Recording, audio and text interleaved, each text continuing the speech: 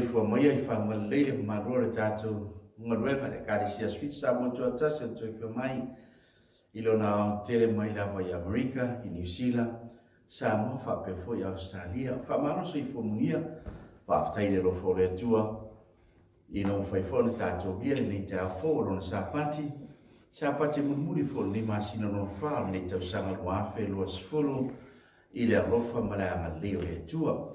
Fira bare fatal fatu fa filo yanto ile mai mofa fu mai marolo tatu tunu so savaina ole lo lanya lo tatu tapwa ye ile tua matatu luino ya ilo na sapati ile aslo na fito bayaso fatal fatu fa filo yanto ile sumatite ya pastor Willie perfecto etiana fa pere no falo tainale maavi seso la ofena renga le tua olo o tal fautoai ono le tala ina fina ngalo le tua mai lava I mau tiri sio I mau iti de lofo le tua te tono I lava I tatu warwala o whanga ro toa mauma so I fua mātou no whai ia te tono ro tu se tatu umara leima le lofo le tua whataro whatu ni te hao Sapati le tua tatu Sauniga nei o le aungasa le whiangai tatu ma le a oino le whiampu ia le tua mo le sona ni te hao ia la atu natu lau tāwanoa I lau Pese ia lato te langina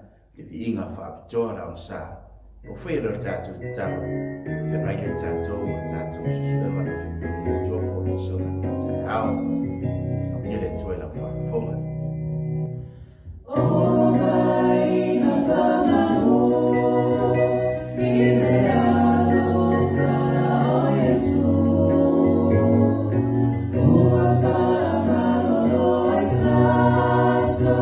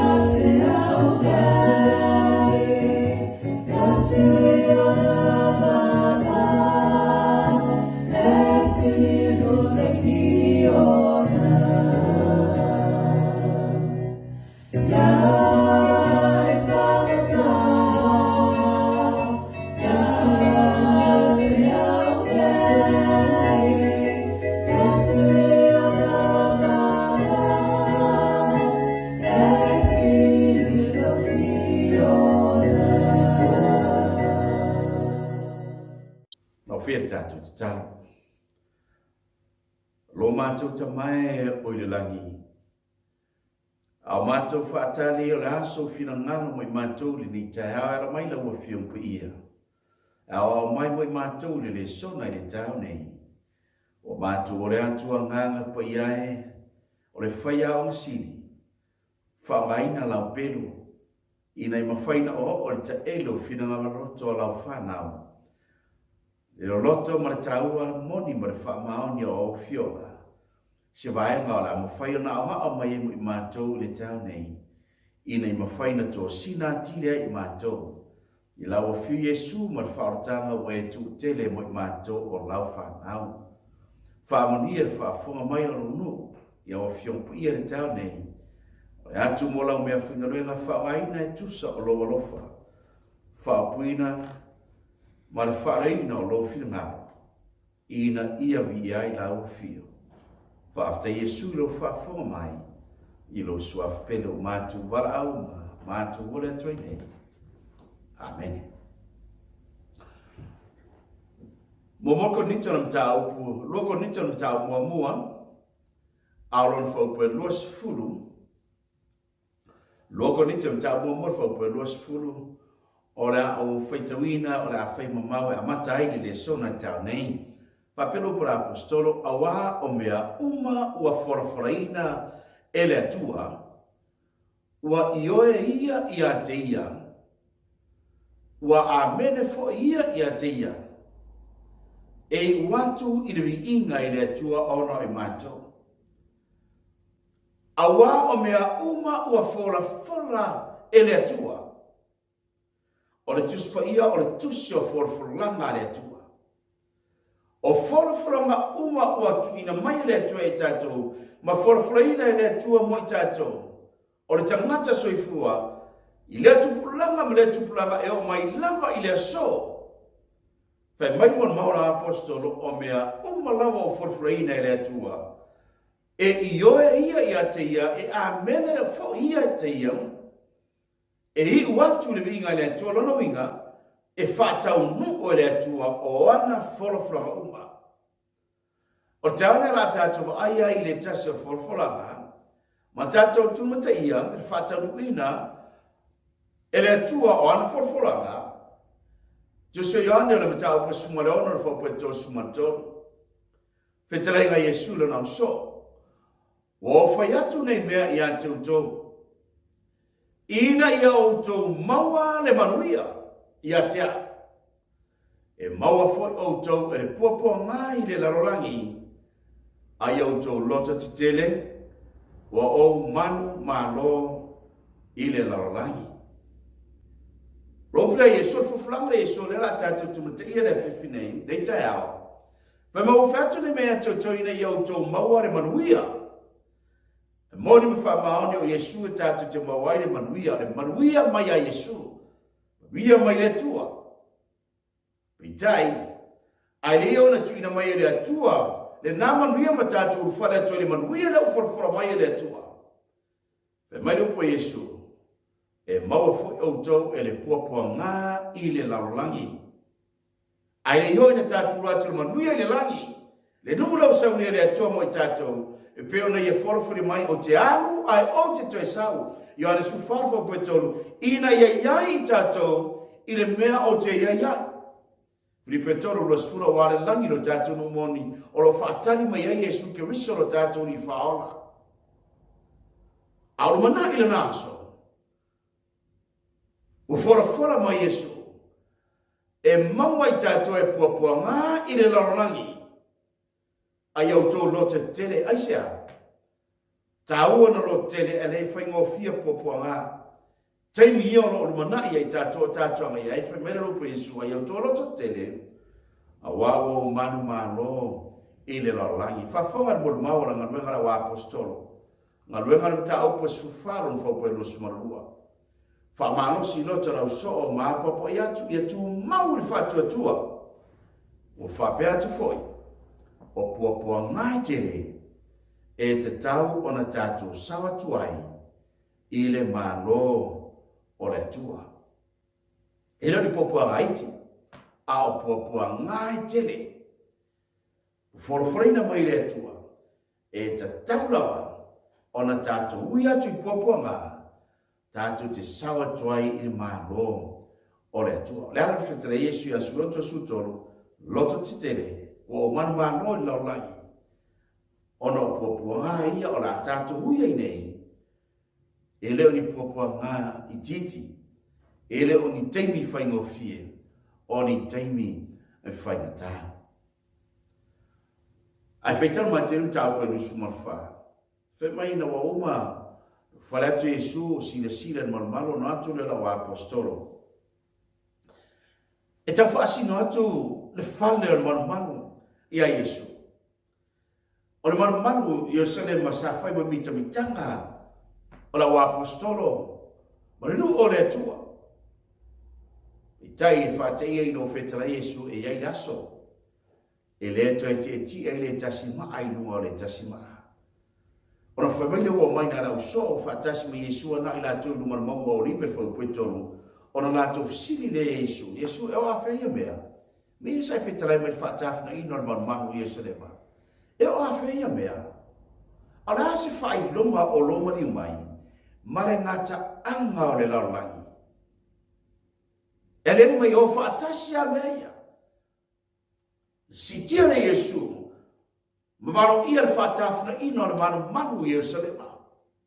E o a whaia mea, e le tu e tia e le tasima, na e whaitau le mātei le sumarwha, e le ngata i lea, awa mai e fwoi malisi mai le tua o whailonga, a le ngā tau sila, la se whailonga lo mani mai, whailonga le toi e fio mai o Yesu. Toru, ala fwoi se iunga, le ngata anga laulangi, whapewhea mātei loa. Tani mua Yesu o tō nei whaaseina. Aisea, sila whia Yesu, o le aaru le matua whaaseina. O tangata soifua i le laulangi. Whaile i o tō nei whaaseina, a wātua tere la tū o maia te o tō whaimoe o hao ke riso. Whalonga o tō taua matala i taua. I o tō, lapta i mai Yesu, i o tō. Ina ni o tō wātua tuale.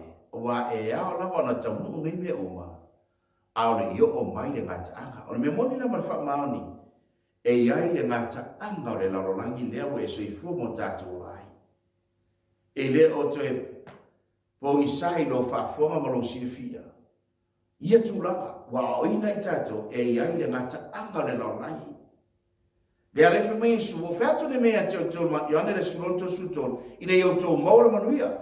Ai mo i tātou i puapuanga ai au lotu tele. O manumano Yesu a velo na manumano. O le whaamauninga, tātou te manumano e foi. I puapuanga ia, ma tātou sawa toi manuia i le hola e whaawau. Na whaafonga le mate e lusu marwha. Whau pue fitu whe mai Yesu. E si taua le tasi maro, le tasi maro, le tasi nu, o no mai leo whaamai maonge. E ei mafui e idea mea mea. Na whaafonga le whau poe waru ma tele mtau pere sumarwha. O nā mea uma, o re a matanga ia, o pua ngā. O roa tātou uhi nei, teimi whaingatau, ni vai tau le soifanga o na COVID-19. COVID suriva por coronavirus. Lea o mtua atuare mawhime mea iei maofo le laulangi. Poni mea na whai, poni mea na le whaia, ai ofo laulangi, a oe la tani ima la whine. Ngata le kare sia switu sa mo tasia ta ngata le taimi. Wa levana, tau mai le tuspo ia, o e sila fia. Mo wa tātou iloa taimi ia wano ia o e soifua nei mo tātou ora. Na le wheme mea ilo i tātou, a o tātou taliena. E ao lava ina tutupu whemai Yesu, o le amatanga ia, o pua ngā. Na whaafonga lea i whaupuiva, ma te lava na suwha, ao na whaupuiva. Vai mai ona lātou tu ina atua i lea o outou i le pua ngā. Ma lātou whasiotia outou. E ino sia foi outou e nu uma, ona o loo ingoa. O ai lātou lea lātou te tu ina atu outou, a wai foi outou lea lātou ina atu i pua ngā. Ma lātou whasioti ia te outou, o ai lātou le whasiotia outou. O whea lei tu e te iai. Pe ao mai o ia puapuanga. Mai Yesu, e ino sia fo outou e no uma. Ona o loo ingoa. O lo ruinga e matua matau tia puapuanga. Ia o loo lumanai ma wha marumanu mai. Ma fuanga na. Te mnātia whaasoa ia te oe le tau nei. E winga e whawhalanga mautingoa Yesu. Mai muraula o apostolo o mea mai whawhalina i le atua. E ioe ia te ia, amene ia te ia. e whatau nu e le atua, e hi ula vai le atua, langa e whatau nu e le pelo le atua. No mero tau pene sulua sutolu, whaua sumoriva, a wai leo stangata le atua e tala pero ai. E whatau nu e le atua alana forfolanga. Tui natu la tatu i pupu ngāia. Whafonga whaptaraga Yesu, marupo Yesu, e winga i e pupu ngā. Ma te iru sufalu sumatasi. Awa o ia ona po. E o ai le puapua ngā tele. E le ai sona tusa, tau le amatanga o le laulani. O tatu whaalonga o whaatamu ina, ma whaatafuna ina, o le manu manu Yerusalema. Taimi o nero, ma sawa ina le upa ia, whanawa le atua. Ai mai le ti ape, ono whaata, mai fitu sfuru, se yo le whaatafuna ina, whaataunu le valo amare, a whaatafuna ina, Yerusalema. O fisili, a feo ia Yesu, ai whaatafuna ina, lona nu whapere, o feo ia Yesu a whasotio lana whana. A Yesu leo o lewa na tau mai, ina o fisila o so, e o a feo mea. E le atua te tia, ile tasima i lungo le tasima, o lewa na tau mai Yesu, o le aoti foi tanga te le mata o pero sauanga lau iai. Le tioa, la patai, ma fai mai na apostolo Peteu. Mo Peteu le, mo morfa ope, suma fitu. O toi ni te wofo. E peo se mea fo, e le te tau hafo aisa. Wa lewa na tau wantu ia te oto, o la auto ui tofta fonga, ma tau tia peo rafi. O le ma tau tia o tofta fonga. E peo rafi, ai ui nama na ma tau tia ia tofta fonga, ma ia sawanga ia ona po. Fai mai po Yesu, a olu mana e popo ngai e tere. E kare sia ma whanau le tua, fai mai ele ai sona tusa, talu a matanga o le larolangi. O na Vaotuua lona Yesu ra lau apostolo, lau so i lunga monga o live. O te mna o te tatalo, la tatalo, whafonga whau pe lusfuru, ma te lusfurfa, a ia o tau tatalo, ina ne i o tau so sola i tau sanga ma alili, po o le Sapati. Ma Yesu lau so i o tau tatalo, le ngai le whai ngofia pōpua ngā ia la tatu e le aisona tusa. O le matau tia ia pōpua ngā tele, i o tau te talo. I nei o tau so sola i tau sanga malili. Po o le Sapati. O tau mai ne Yesu, e se le tāua. O Yesu o le Sapati, la war whai longa le atua, e i loa ai o le tangata, e leo le tūra whono. O le whai longa le atua. Eske luas fusu loma luas fulu, o wate te o tau o Sapati e whai ma whai longa. O i whenga runga whai ma whai longa, le angara pa ia o le atua. Le Vaotuua mai le whenga pa ia le atua. Veso tau pe whāro whau pe dos fulu, a wato te whati ngā le angara pa ia. Aisa, veso tau mo mosu tonu masuma wha, o le angara pa ia na te wha mau whai longa ina, au ngā le atua. Ma whaal mai tu i autu te talo ni autu so sola i Sapati. Sapati o le atua. Whina ngaro le atua. I yona tangata. I le tupulanga ma le tupulanga. I la tau loa o na tau sia wha maoni. Sapati o le atua. E tau whala mo tatou ni tau te lo lau ngatu le ngaruenga le atua. Ka si asfisa mo tuatas. Aula taua. Si e te tanga iane lava le tau sima Sapati o le atua.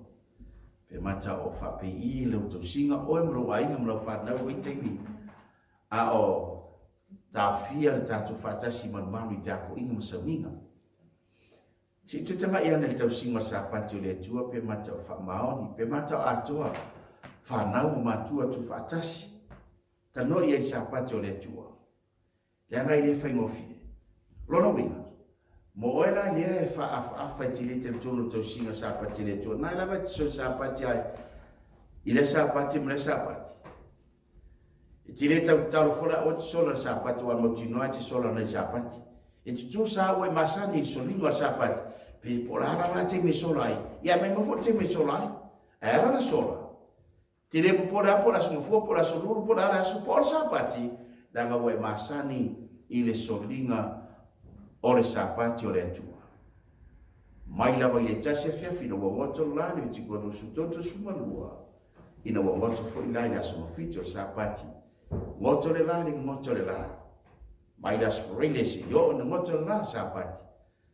Lua su fai tu la tasi la so mesu e manatua le Sapati o le Eteuati whapaina.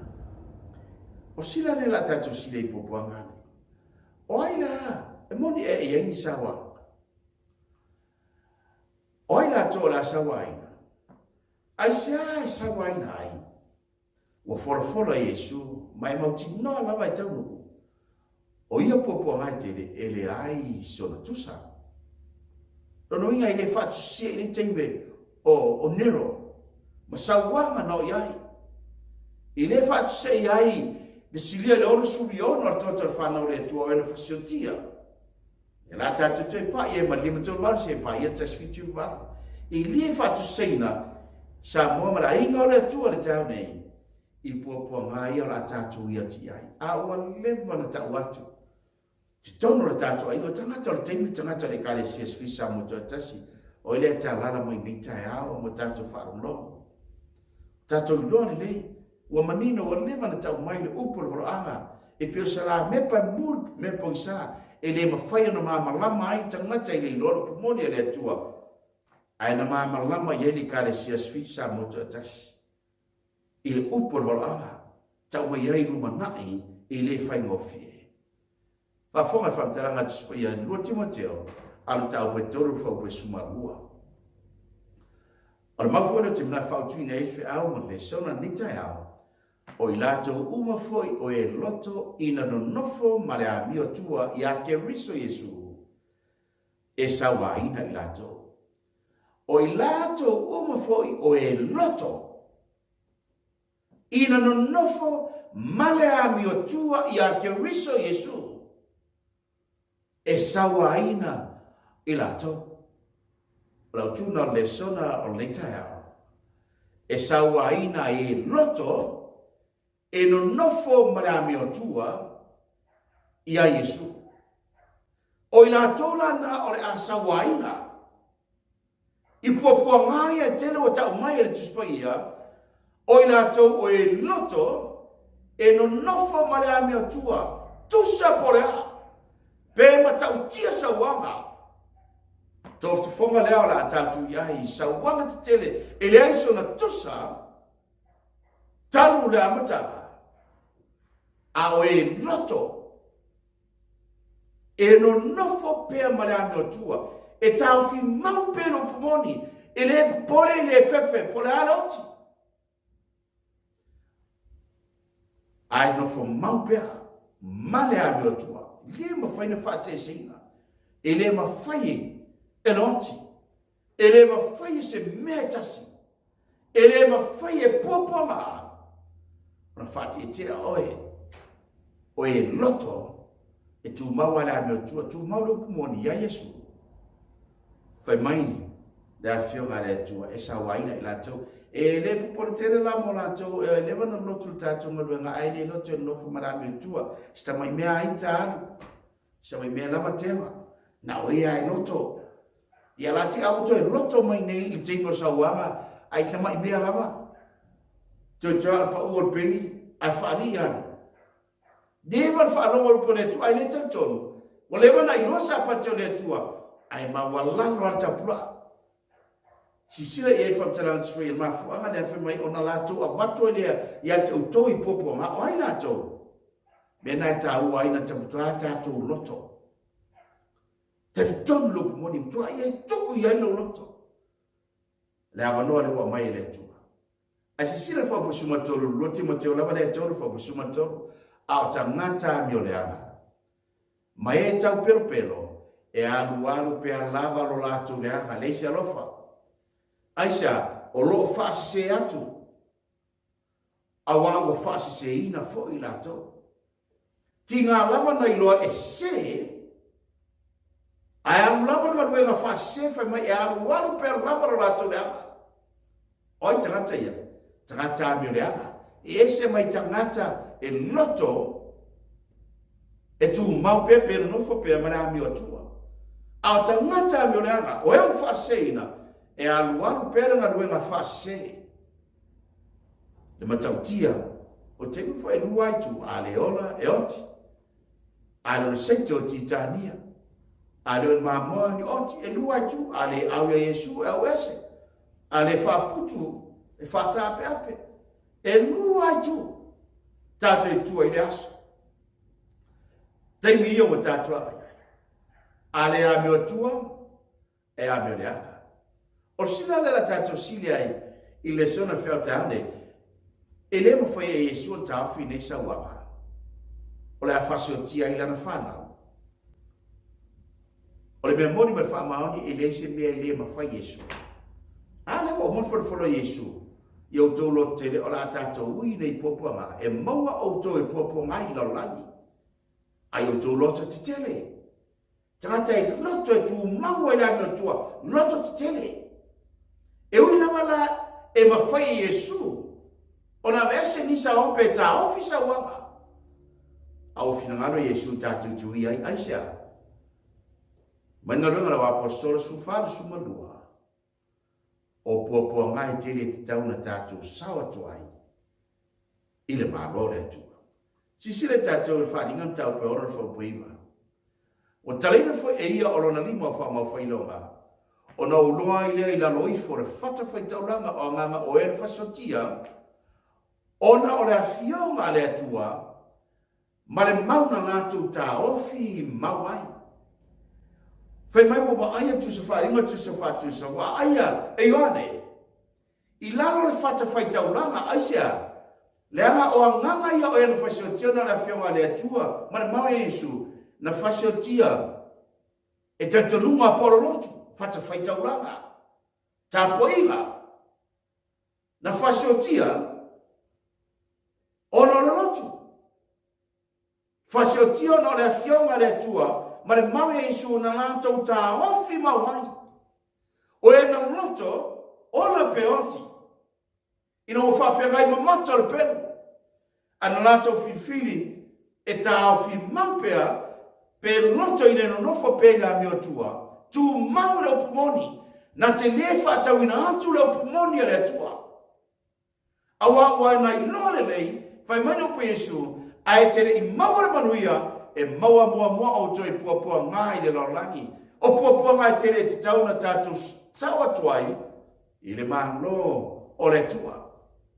Au la toi en fasiotia, ona le fionga le tua, ma le mauna la tu tafu mauai, i le upolvoro aka.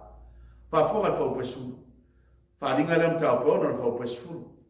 Wa la tu ala langa fo i male leo tere. O whapea tu le rie, le pa ia ma le wha maoni. E te le wha masino e ama tau ilo lo mātou toto. I e no nofo i laulangi se ia whea. Le toto le nā, o tangata pa ia o le tua. O e na nātou whiriwhiri, po ātu langa soifuanga, po āwanu e o noti. Le ma whai o na te tea marami o tua, e tu mau e no pumoni. Wala toi nore lei, o le oti wana o se moe, a o tanga atu o iere manuia o le atua. Whai mena rato a langa. Yesu e a wheti whamasina i matau i ro mātou toto i e nofo i laulang si a whea. O a wheti tau i ai. O e sila fia mai le 5 tolu valu se e pa e tas fitu i valu i no wapure au ao ro ma pope. Silia i rona sumilona tan whasopito, le toto le sala al whanau le atua o e na whasotia. Pule roma pope. Ana lato fitfili e le leina oti. Ai oti o sistai i le li. Roti wana se moe wa tau mai e tispo ia. A wala to ala langa mai, o a whea e te tau iai, e te whamsina ma tau i lo mātou toto. Ai sea, na whasotia, e le pule la rompo pe si le ono su miliona le toto il whanau le tua. Ai whaimani upu Yesu, a le numana i lea, le ainga o le tua le karisia sfisa mo toa tasi lea la tatua nga iai, e le ai sona tusa. E ui lava la ina matau tia fo esa wanga te monero, le fo wama te mi, 5 tolor pa ita sfitu van, si le ono su miliona toto le whanau le tua le whasotia. Au tau mai Yesu, La nga e tātou lumana i ma teimi whai o sui whangare ngā taanga o le laulangi. O pua ngai e tere e le ai sona tusa. Rono winga e tāua tere, ia i tātou le awa nol nei. E ama tuatu ina atu ai lo soi fua mlo wala i le atua. Le anga le whaingo fie. Ma whame su i o tolo tere, o manu ma lo i le laulangi. Lima tol valu pa ia te sfitu valu tu se tarfaso pito. Almon mafo le al tarfaso pito. The history of the rise and influence of the spirit of rationalism in Europe, volume lua i tula fast food or fast food lima. O leo tu sia mo fa mo ina tarfaso pito. Ele ai lava se loto le Faapitoa le gata le malo e sili na tele le toto le sala na ia famringina ile tarfaso pito. E o mare karesia i Roma, karesia katoliko Roma. Lima tolu valu pa i te sfitu valu, afe dua se lau ora sfuta usanga, i le tala fasol pito. Sili atu na tele le toto le sala na whamaningina, na saina i le pule Roma pope. Ma fuanga ne wala langa mai, o afe e te whamasino ma tau iai, lo matoto, se afe a. Fe mai tala fasol pito. O lea tartonua, e le ai se tangata, e whaafsiringia, tangata na te iloane lei, pe malama lei, i le tala faso pito. O lea tartonua would be questioned by no protest, was a competent knowledge of history. So tangata lava, e iai le malama le lei, mai lo le tala faso pito, na te le whaafsiringia.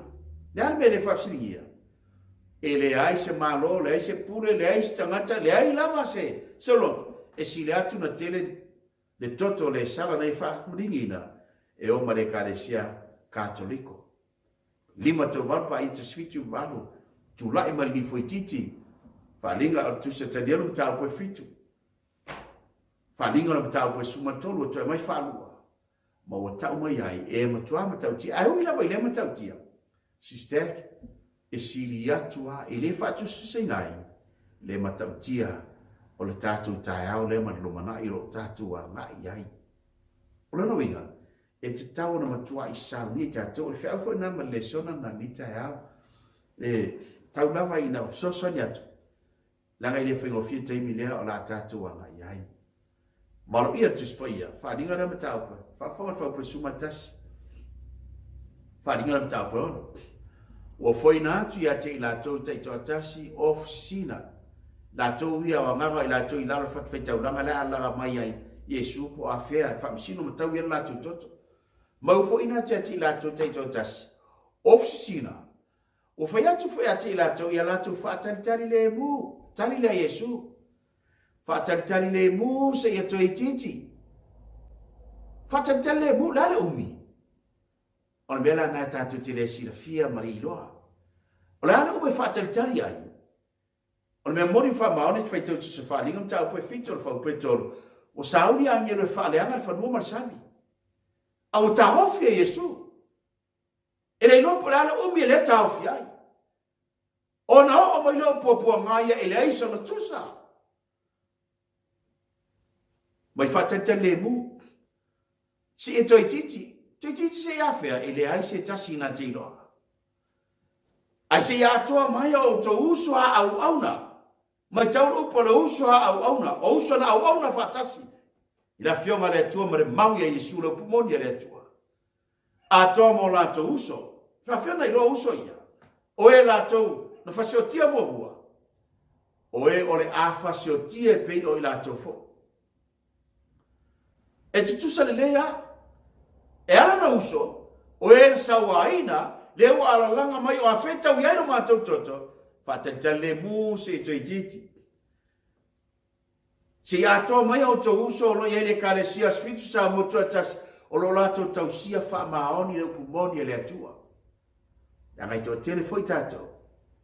E nā no lotu la sfitu sa motu atas, a o le alawa e le ili ua le o langa.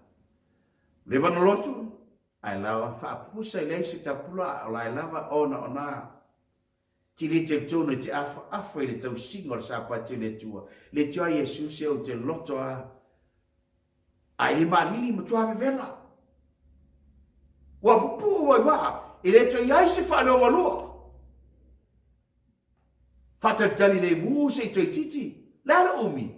Ele mai loa pau na mau tinoa, si ato mai o to usa ona. Fa fena iloa, o e o le a fasiotia, pe o ilatu lava. Lumanai, ma fua mai Yesu, popo mai e tato te mua anga i ati ai. Na ingo le tua le ai so na tusa. Talu le amatanga. Fa funga le famtaranga te spui e wharinga le to sutoru, ala fau po e suma tasi mare suma lua. Wharinga sutoru, ala fau po e suma tasi ma suma lua. Mai na o lo foi le tasi man fi ai, wa lua e nai whanua. O iai foi o nifo lua pe o nifo o samai mamoe. Fau suma lua fa mai o foi pule, o fai foi eia, le pule uma, wa fai fo eia, le pule uma lo lua e man fi ai, pule rompope, i ona luma. Ma wa fai eia, ona ia luifo, laulangi mai o nofo ai. Ia ifo la le uma mai o nofo ai, i le ulua i manfe ai. O le alu lai manfe ai, o le ua mafuro foa na fai a mate ai. A wola. Walo ia le malo Amerika. O malo Amerika, e rua e nai whanua. Fai mai o la ia whaia fo ia ifo le lalai uma, i le ulua i manfe ai, le alu lai manfe ai. Fai tau whainga sutoru whau mua tau mai whau pesfuru. Whamatara whanua ai martanira fitu, ai mai whanua whainga sutoru, o whamaunia i mea ia se furu o lisi na mai. E ilo ai le pule lena tula i mai whasiotia le silia le oras fulu miliona tota whanau le tua. O le pule a Roma pope, mai le 5 tolu varu ina o pule a Roma pope. Si e pa ilta sfitu varu le afe lua se la oras fulu o tau sanga. Sawanga na matau tia na ui ai whanau le tua. Ai tula i man fi ailo na lua whani, ngale su tolu wha suma tasi ma suma lua. Whamau whatu sa malo Amerika. Man feo sau mai whanua, i leo sami. A sau mai whanua, le malo Amerika. Ina o tula i man malo Amerika. Ele to atelin se ina na intia sa iai le tonga vao. A whatu sa rupo loro anga, tis whatu sa, o le malo Amerika i tula i mai whanua. Ona lona ulu e iai nifo pe nifo se mamoe. Lua na nifo sa o tonga, tula foro whaavae. O whainga malo Amerika. Saulotonga whainga malo, ma saulotonga o tapo inga po whainga loto, mea tau loto. Civil liberty, ma religious liberty. O whaavaya lava na, tula funo whaavaya na, o le malo Amerika ina o tulai, mai pitai whai meru po le tua, e ili teimi. O le atau tala whaatarako ai, le malo Amerika. O ili tarako. O Satani le whai fau pue whawhari, ngā rem tau suma tolu, na ia matu o lana pule i le manwhe ai, mai a Satani mai tarako. Whamere fau pue wha, o na lato wifo le tarako, wa lato wifo fo i le manwhe ai le pule rompope, o ai lato ia fau pue whawhari ngā sutolu, o e ua le tu sia o lato i ngoa i le tusi le ola le tamai mamoe. Aisea, na lato wifo i le tarako, info ia Satani. Worship, sa tapua ia Satani, tapua i le manwhe ai. Le whasa mo o le ifo, o le worship, tapua i. I tuso wharinga, e lua lava, aso tapua i, e lua pule, e lua aso, e lua fuaro angin iai. A le isu a tole tusi, o tapua i ngā po le ifo. Ma whaana mai wharinga sufa, a lona whau prefitu. Whiau le tua iau tau ifo i le na whaia le langi, le whanua marsami. Te whawhotanga ta ifo i le atua whafoa.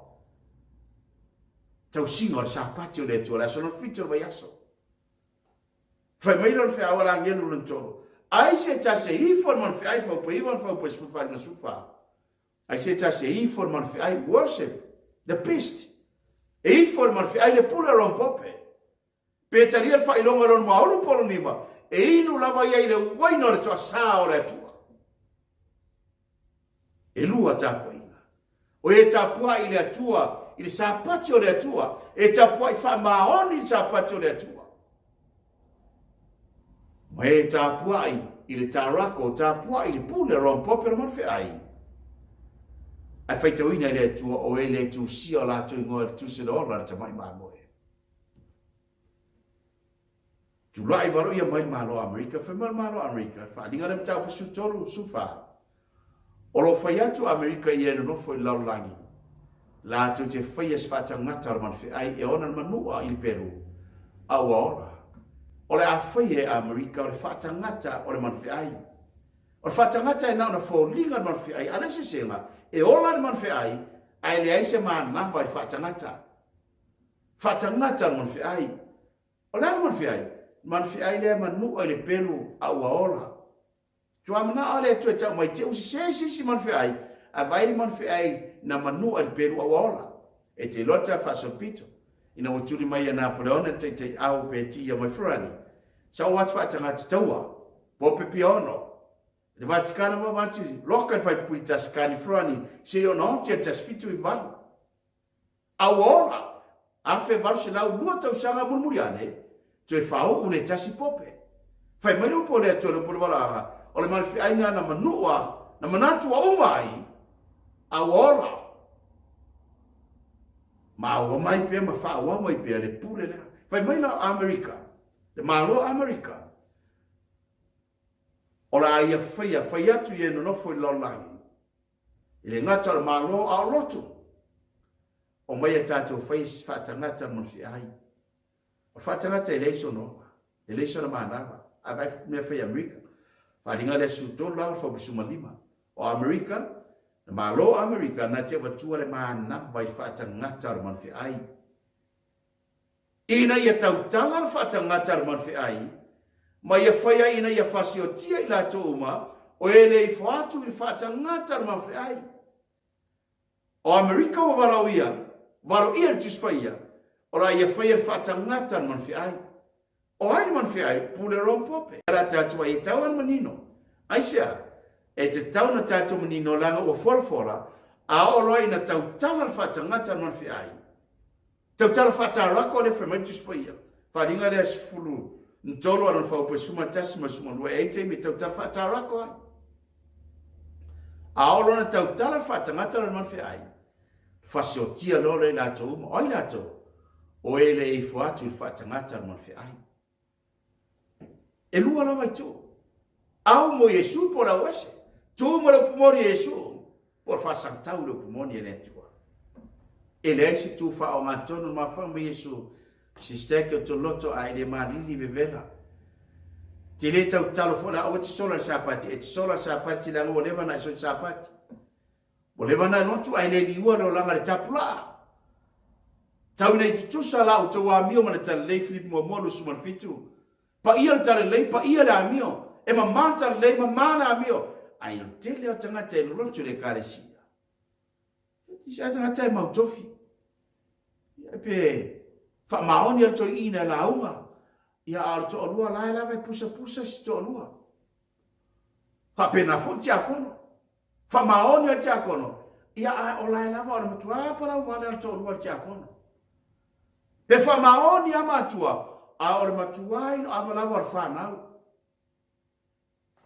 Pe wha longa whare whanau, o lai oha o Sapati o le atua, a sol musa I matua, tono le karesia so Sapati. Ma whaanga na whiau mai tono ni Sapati o le lesona mor tato ainga e karesia. Leanga I le whaingofia le teimi le tato tanga iai. Fora la whasiotia I la to uma.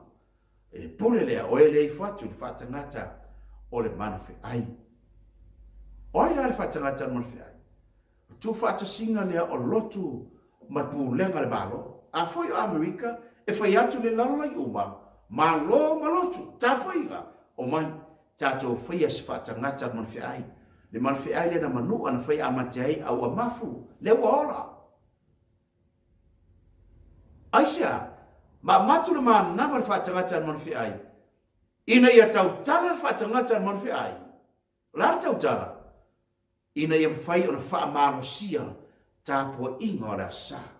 A tautala loa, whasio tia roi lātou, o e le ifo atu whaatangata mon whiai, o e lātou te tausia wha maoni, le Sapati aso fito le atua o yaso. Ma whaama Yesu, o la tātou ui nei popoanga te le ai so na tusa. La ma whaama, tau singa la sa, tau singa o Sapati o le atua, mna e wha marosia tangata uma, e tau sia le asa.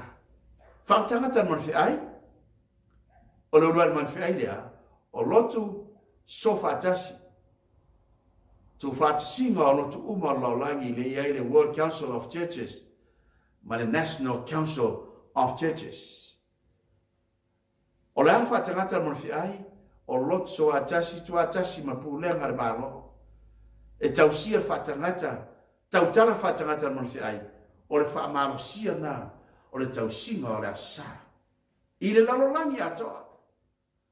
Ia whasiotia i lātou, o e le ifo le whaatangata mon fiai, o i lātou na, o i lātou e tausia whaamaoni, le Sapati aso fito le atua. E le whasiotia tua i foma oe, le o lo o le whaamaoni a tausinga Sapati le atua o manita e au. Te lopo la ala o tāpenpenanga, ma lau Sauniga ni Sapati, ae whataritale muse i toi titi. Se liua la o le whaamaoni tausinga o Sapati le atua, le tono le karesia rukmone le atua. Whasiotia leo lātou, o e le ifo atu whatangata mon fiai, o i lātou o e na loto, tua lotoa, ona peoti, ma te nofo pea i la meo tua le upumoni. Po le asa uanga mana matau tia u forfora mai, le mawhaina te tea. Waro ia o le atu whatasi, pulenga ia loto uma. O ia loto ia, e iai le World Council of Churches, ma le National Council of Churches. Tisi la loto uma tau sila sa, a loto sweet conference. The SDA Church is also listed as full members of the World Council of Churches. Le karesia sofito le toe fio mai, o le fo wali sina, o se tasi o member of the World Council of Churches. Ma uma tu sia naka uma. Since the SDA Church has rejected, ta wai ona wa te ena, ma le taleina le karesia sofito le upumoni, e a fiai ma whiawa angelo e tōtoro. A whiawa angelo e tōtoro, o mele naina au mai le atua, ma whaatanga le atua turai mai loto. E le toi whaitawina fo ila le atua o sana karesia o yeru pumoni. Aisea, o whaingoa ia pāperonia. Pāperonia ua pau pāperonia, ua o ese mare upumoni. A le atua. Sisira tata, the RCA leadership have indeed followed Satan's reformation by establishing a new organization. And all of God's people, all of God's SDA people, are being held captive within a Roman Catholic system. And has assumed the name Seventh-day Adventists. And this was even admitted by the General Conference President, Neil Wilson. Walato yoina, olo iai. There is another universal and truly Catholic organization, the Seventh-day Adventist Church. To see the Adventist Review, Matia Sulimata Siva Vartasi Itulau Toro, ilisi tau whaaleanga, au le tau tino le memoni. Ma whaanga na o tau sia sai le kare sia sfitu I Samoa. I whailonga le atua e loa yon tangata. Wo ese maru kumonu la tau te le la waina, le whi awa ngelu a totonu. Al malau whaile le atua mar whi au, mar wha moe. Ina ia saunia ai tangata mar wha moe langi. E ola wai tonu le kare sia sfitu Samoa totasi. La tau o ele wha maoni, wha longo ai le taliaina. E le te talaina o la tau noto. E le taliaina ma le te tono le whi awa le tua. Ni teimi o tātou iai. O le whisi, o a whea amatai nei sauanga. Si sire tātou. O world government under the United Nations. O lewa na oina Universite se lau. Ora sulu lima atunu uma lolangi, kontinenta uma lima lolangi. A o lewa na oina ai. O le ai le aso. E tasi ai le single state religion. Tasi le lotu le lolangi. A o lote tausia la sa. A o lo ife me wharinga le mtau sumatoro. O le iai numero a ono se lau ono sumara ono. E leo le chip leo u whasoro mai nei ma tau mawa ai. E leo le chip. Awa leman tau mai le tua whailonga le mauru po le lima. Tangata whaalonga whiau le tua i le telitonu. Ti ngā lava na malama u stai whailonga no lima tamtau. Whai mai whamtaranga mai a onga. E so stangata na te le taliaina. Lemea. E le ai. Se mafuanga e lai ona Toailoa pea roinga tauna facilitia. Sita to iai in the Catholic Church for over 1,000 years. Silia i afe tau sanga ai iai se lo prosano. Wa leva na ili suinga lea. Wa leva na sui. E tu sa la tuta tununga o le pule le mai le tua na la tu sui ai le aso mai la stonai i le asa a fonga sa se mon mau o le kalesia katoliko na Yesuia le Sunday le aso sa mole astonai e tu sa o na pule fa le tua na mai a Yesu ia tia ai li se pule ke nese tal fa linga ili avai le tua se pule stana te sui ai e per su tolfo pe valula mo Yesu na I fatuino no Sapati mai etena fa mai o ana nafio le so e o fa vau le li o Sapati ana le turta pula ana le tua lasa Sundays are mark of authority o le von ta fa fo e FCC le missione ibea kada sia o la sa o le failonga o pula o ro pope metau lotu le to si o mai la lotu mai tau sira sa e o lava lotu sfitu ai se alanga I mawalunga, e siliatu, mawalunga le lotu katoliko na I lori tuspaia. O le whamaoninga na mea, o lona suia le o Sapati, tau singa o Sapati. Ai le mawhaina suia si tangata ora mea whaia le tu. Stia los furu whamai o watu o Sapati, e whai mawhailonga o Sapati as fita wa yasa.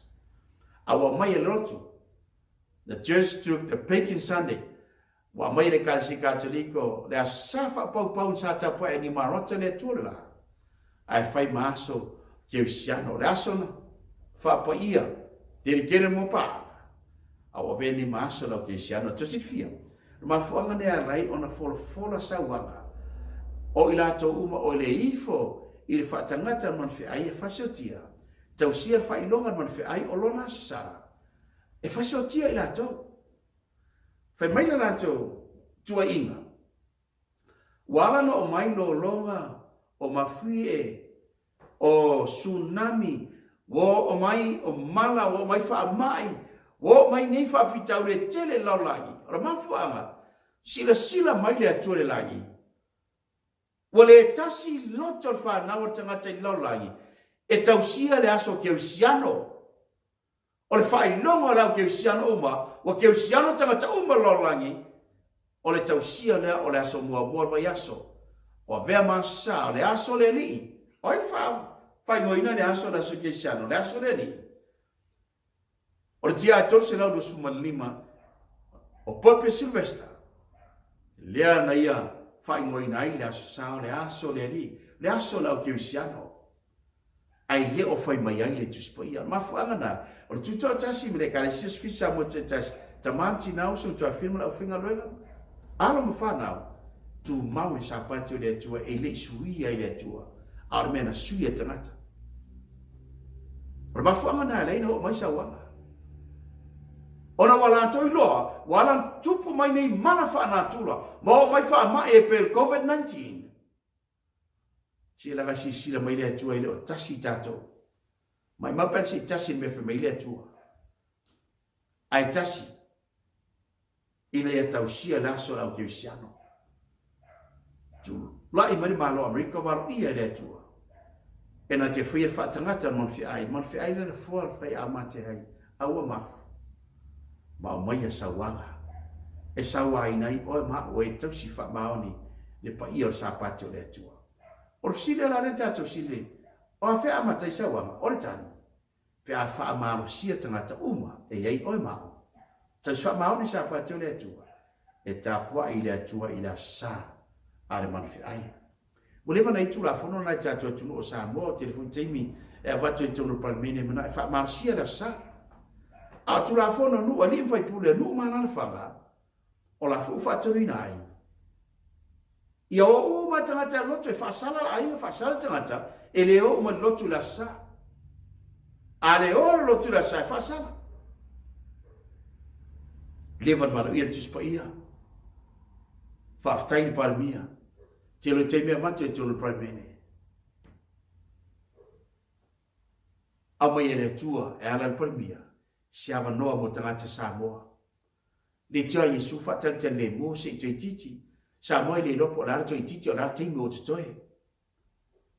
Ai e loa Sapati o le tua. Whailonga le tua e i loa iona tangata. Pea o le ni whaamasiuta po inga le o le asa. O na mata i loa leo sa uanga lefe meisu e le aiso na tusa. Talu la matanga loa lagi. Te mantua lava i te meo la iti si a mawhanau. Ina i upu whaingo whine i lato mamlama. Wai a o ina lava i lato tulanga lea la tatua ngai ai. Whaitire e ili teimi e a o maisa wanga i ana avela lo tu tamai fasioti. A vai auto o tu te pole. A avela tu tamai fasioti. Te pole. A afesiringia o tau po o le Sapati po le asa. Fai iai o le Sapati. Ia o tau tu mau le Sapati o le atua le asalona fito vai aso. Au ane suia. Tu sape to te oti ai. A o ne to woti o na o le upumoni. Tu mau pea i la mio tua ia Yesu. Au to te pole. E ele manuia i taratu. Tatu tu e whenua i taratu le oti. Te whenei te awa o le liai o e mātua whanau e tauna matua suia mali ua o tatu o langa. Saunia o e mātua. Mana whanau, mo Yesu i lase e fia mai ora e whaavau. Aisea, si tatu i ane surona whauperua, e tu ria o tau i sunako e lātou. Oi o tau o i lātou. Lātou e whaamarsia tau singurasa. E tu ria o tau o e tas whaamaoni Sapati o le tua. Ai o lava i le aso, e manatu ai se na te whasio tia o tau. Wana whaia le tauranga i le tua. Oi la tona, o pue tonu. E whaia whaia i la tau i e mea i a tau tau. O wala tau te le i loa le ta maa a toa maa. Whawhena i loa, o lasa aifo le ta rako. O lasa aifo le manwhi ai. Na before pule le manwhi ai, mai le ta rako. Whaitawina i le tua, whaipue walu whaaninga le tau sumatonu. O e le tu sia o la to ngor tu se lola te mai mamo e. Ma fuanga na. E fio e la valeria mai Yesu, te le iloa. E ui la vere fa ngar so fo Yesu e fa iba vera. E tu li ai te moni. A fe mari po Yesu, o ese tio te ta o e. E fa ya me ora. La ngai le ifo Yesu na fa ngar so fo Yesu. Ai na ifo le tarako. Na ifo le manfe ai. Faitawina i le atua. O e whaasanga tau le upo le atua i le tu si o la tu inua tu se lola te mai mamoe. La tau te le iloa le tau maa. Whaatasi ma Yesu. Si sila mea tau tia. Luka le sutasi whaupsumurau. E tu ina atu foi o to e mātua. Tau tala i teimi ia tātou te amai. Ma tau tia le alfa ma Yesu e leison tusa. Aisa, e tu ina atu foi o to a whaera whanau. E whamaoni le atua, o tolu na. Ai tu nata o tolu whanau e mātua. Mātua le liua. Mātua afa. E nā o whanau ai, e sa me whai tutonu le karesia. As fitsa motua tas, tēne ia mau, afa le iai tutonu ngā renga le atua. A wolo ti me tauna whaama mai nai. Si toi titi. A ingo le atua i le mai lopo rana umi o le taimi. Tu nātu foi o e mātua, mauso, mainga, mawo. O isi foi o e whasiotia e lātou, aisia, o ai lātou na, o isi o e whasiotia e lātou, e o lawa i le uso. Si sila foi a kaino māpe. E leo seisi, e leo se tausonga. E leo seisi o ainga whasiotia a peru, whasioti lawa e lona uso, o leo luai toto na inu aile le ele nei, taulu fofoanga. O lama foanga, o si ngā taulanga. O le mema tino foi, o fai unga foi na whainga mele tua malau langi nei. E whai u foi, i le ino le nele nei le toto le sara. O whanau le tuale mai Yesu, e le aisora tusa. Ma tau tio popo ngā, lea tātou tanga iai. Al warau le tua, mātu ai, se li ua ia. E le whingaro le tua, i tātou woti ma whanau, le iswa moe moe. E whai mai, manato isi. Lo peteu tau beton fo puiva, a wale whingaro ina ia whanau i tātou. Ai o malava i sarabo. Ai sea, ai le liua. O ele le uso le liua le tito, whanau. E te toe whasiotia lava lo atani. E toe whasiotia lava lo to fine.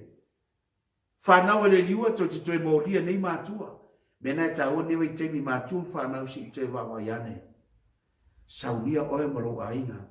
Mo whamoe moi le ola e whawau ao iai si awa noa.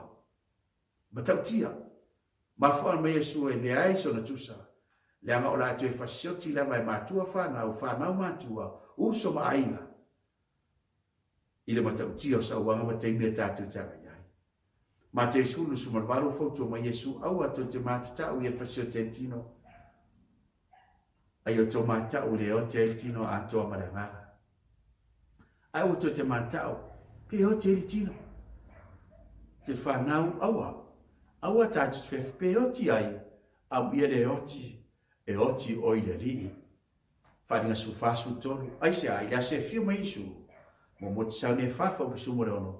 E mua to e tū mai o e oti o i le rii. Le manuia le whamai Yesu e maua o te pōpua ngā. Ai tala atu oro i eri manuia. Ma te lima sutasi ma sumalua. Whamui Yesu au mia o tōpe ala tō puleanga. Whasa wā i a te o tō ma la tō tō ina pelo o tō. I mea nga uma ona o Yesu ona wa. Ia o tō ori ma whiwhia lava. Awar whanau noa, awar tangi. Ia ori ma whiwhia lava, pe a whasau wā. Aise a awa o i le langi no o tō tau i e tene. Le manuia leo sau i ere tu. Manuia lo whaatari ma Yesu, o le tato no moni. Awana whaapea na lato whaasau wā, i perfeta e na mua, ia te o tō. U whaatustusa oe mao, SISDAC. Whaatustusa i perfeta pa ia le atua. Whaapea na sawa ina perfeta pa ia. Na uia ia popongaia. Ma whasotia i perfeta. Hapea na fui na uia i tātou. E ui lawa ina o tātou ni perfeta. Ai whaapea na sawa ina perfeta pa ia le atua. E sawa ina i oe maa o tangata pa ia le atua. O e fili e no nofo lava. Ma le ame o tua ia Yesu Kiriso. E ui lawa i sawa ma. Ai mai o tō ori ma fia lava. O sini la. E iai e se ala i mawhau tātou sao mai ai maripule le marwhi ai.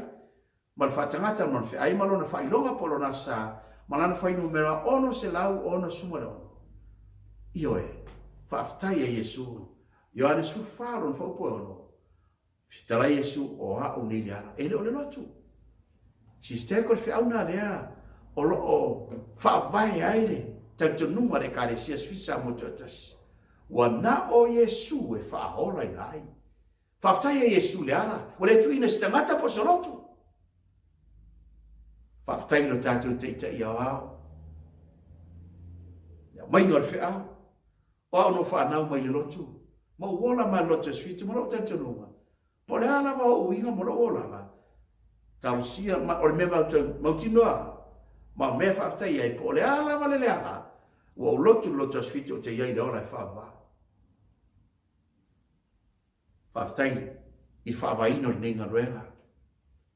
Whaaftai na ora ona titai. Wa na o Yesu e whaaraina. Whata au loa lea. Lea ia leo le lotu. Wa na o Yesu e whaaraina. Whaaftai Yesu ono i le ala tātou te sao mai ai. I le marwhi ai maror whailonga maror whatangata. Na o Yesu. Na iena le wala au Yesu lan whanau. Whainga suwarwha paiwa wa esi le fia SISDAC lo nuwe. Ia o tō SISDAC. E le ngata nu o lai lotu uma. La ea le tono le kāse kofrenisi. La i lotu uma tau sia la salo. Ia nu e tangata o le atua. Al wal whaptofo i le atua le sona tau nei. Lo nu ue lai te tono le SISDAC. O e lava lai la tu te leo tali tonu ina le whiau. E na te lui a te toi. Si e toi mai tau wane lava misiona i aruatu i pōte i tasi. A fia fi Sapati. Il se lau fasu fa afe. fifilinga ala to fa na wala tua fa sinonga e wala o fe au ia wala langa mai mata mai ato ina ia saunia mata pena o ta mama tina mal fa na wala ola fa ba awa ale liwa sauni matu e fa sioti fa na fa ba ale liwa fa na sauni fa na fa sioti matu ma fa mesu ele ai sona tusa a wole temi tauna mtuali ua ato to ai ai ngore karisia switsa mo totas matu fa na matu so to fa fine ia mau war fa faninga tau sia mata fu mau pumoni le tua si ora se fio mai deli raro lo fa na yesu mo no lai la langi mai tono le tatu ngorela la langi ato ro no e lai american SISDAC le nu ole tua le australia le SISDAC le nu ole tua le tono SISDAC in New Zealand nu ole tua tangata ole tua lai Samoa in New Zealand lai Samoa so se mea la langi inga ruega Samoa tuatas o le sona te ane Faapitoa mo le karesia sfisa Samoa tuatas a fa mai nisa la langi ele tono nei taltalunga aftai la vanoa wai maua o le walau le atua walau alofa le atua alu ese mai paperonia alu ese mai soifuanga le liwa talia Yesu manua mo la vanoa ma le upo Yesu o le sau ia te au o te le tu lia la wai fafa e sawaina e nofo o e loto e no nofo ma le amio tua ia Yesu le tuna o le sona i tau no faso moe no mna le fai o ia Yesu ma te ilu su faso toro a o le tu mau le SISDAC a o le tu mau se i o le ngatanga e whaoraina lea o le amatanga na puapuanga Yesu awa to te poe la tatu i puapuanga e sigano tautia e le iso na tusa talo le amatanga a iau tolo telo manu malo laulangi lo watu le ate utolu manuia awa o le tu mau se i o le ngataanga o e loto e no nofa marame o tua e tau fi mau le upumoni le atua whapeo e na fasiotia o na le fionga le atua ma le mauna na to tau fi mau ai o lau te tau le whapeo na umatangata o le karesia sfitu sa mutotas o le tau fo nao le tatu titai ma lau whainga luenga o la matu fi au le atua ina ia oa ne iai se tasi e au mai le atua i to tono le nenga luenga e misia le wha moi le ola e wha wau. O ati ngā o awhaingata. Tu mau o le ita e anu. Whawhialo an tātou tu atu i te mi whaingata. I nista mai mea lava mai ita mai anu mai te wa. Tu mau si o ngataanga e le whaingo fie. Pa fitauri ma popoanga lea la tātou. Ia mai ngā la apostolo. E ta taua o na tātou i atu i popoanga tele. Tātou te sawa tuai i le mālore atu. O fai atu nei mea teo tō Yesu lea. I nei o tō maua manuia awhea. Pea umana tātou ui puapuanga ai au tō loto tere. O manu mālo i le lalangi. La tātou tā. Mātou ta mai, whaaftai i lo whamanifi. Awe au mai mo Faapitoa mo rau manuela. O lau whanau o ewe au mai e te tono ni ngaruela. A so fitu sa mo te atasi mai lawa i Amerika e pā ia Australia. O le fe au le fufangu, a ve ai mea watu lai mai. I lo mātou si o manga ma nei lau langi le tu mauro mātou nofu mauma wai. A o maua e mātou le awa noa i le mai loa po le hale umi. A la mātou talo, ia saunia i mātou. Fatu putele ina lo mātou fatu atua mara mātou tel tono. Ola po le uti. O a manu a maua mātou tui ai. Wha manu mai o puapua ngā ele ai so na tusa taru le amatanga. Le tu ai. Oi a mātou suru ai. Oi a mātou o iai mātou te malu e whaimo mātou malu a papa. Whaaftai Yesu o lau a fia ala le whatu atua. Ia tu maua i lau whanau. Mamau ma mātou loto. Ia wane i ai. Se tasi te tonu wea mai le ninga ruenga sa moto tasi le lalo langi atoa. E misia i le ola e wha bau pia e fio mai. Ia wha pena fo i lato e wha longo i ne fi au. Ma te tanga o lato loto. Ngā yoilo ngā po ia ina ia suia. Virvitai. Ma suia lo langa e futu e lo langi. ai talia o Yesu ana lawa fio mātou te ola ai. Whaamanuia nei Sapati tāpo inga lau whanau. Mātou poai whatasi i lau fio lau Sapati pai. Whaamanuia i mātou umatas. Whaamangalo ni mātou sererie. Ra mātou lenga lea mara mātou tatalo e alatu. Ia Yesu mātou li mara mātou whao. Amen.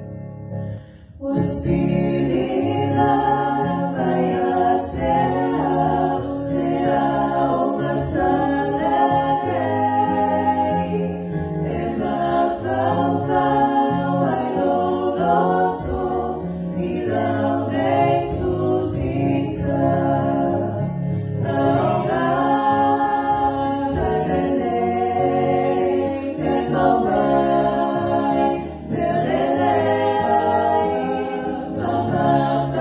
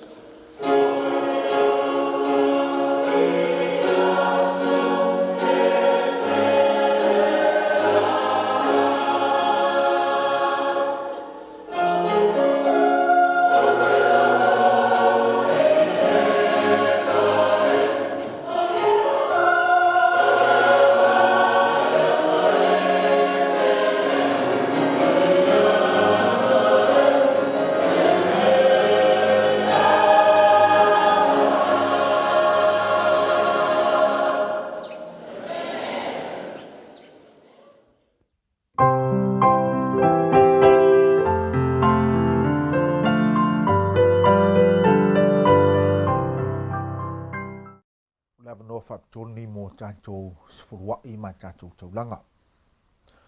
Pe whaoa e le tangata mea le atua. Au tau, ua tau whaoa au mea. Ua tau whai mai. Nia e au mea ua mātou whaoa. Ua tau whaoa mea e sfurua'i ai au tau mea. A toa ma taulanga. Ua matua whaafanoina au tau wana numalama. Ua tau whaoa au mea.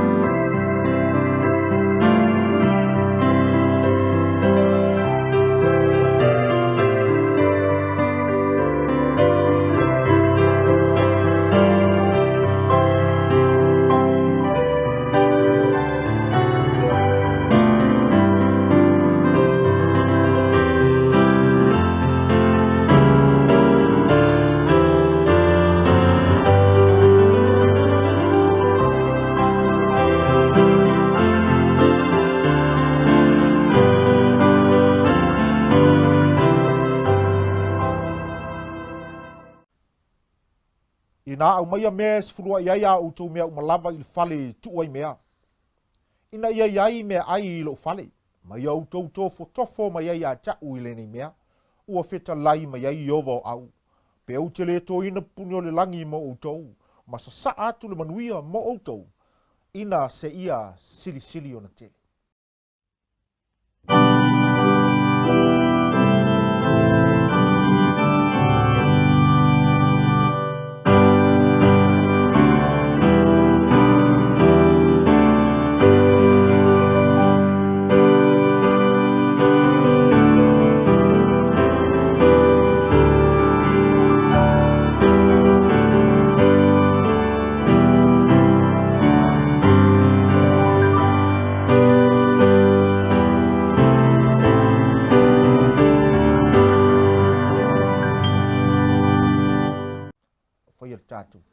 Iovo au e lo mātou te mao le soi fua e whaabau.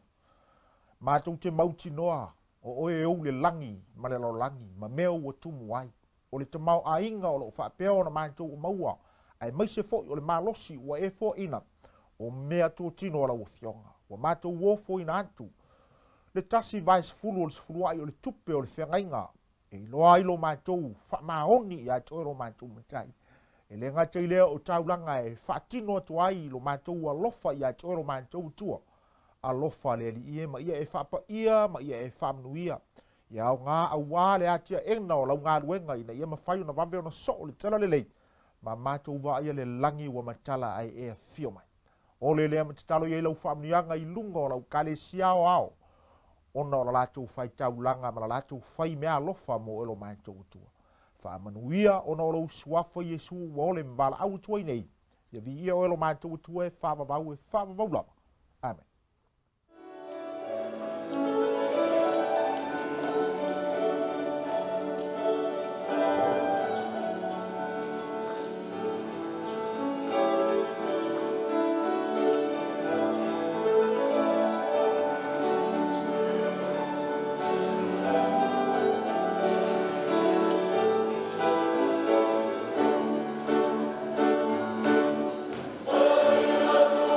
Yeah.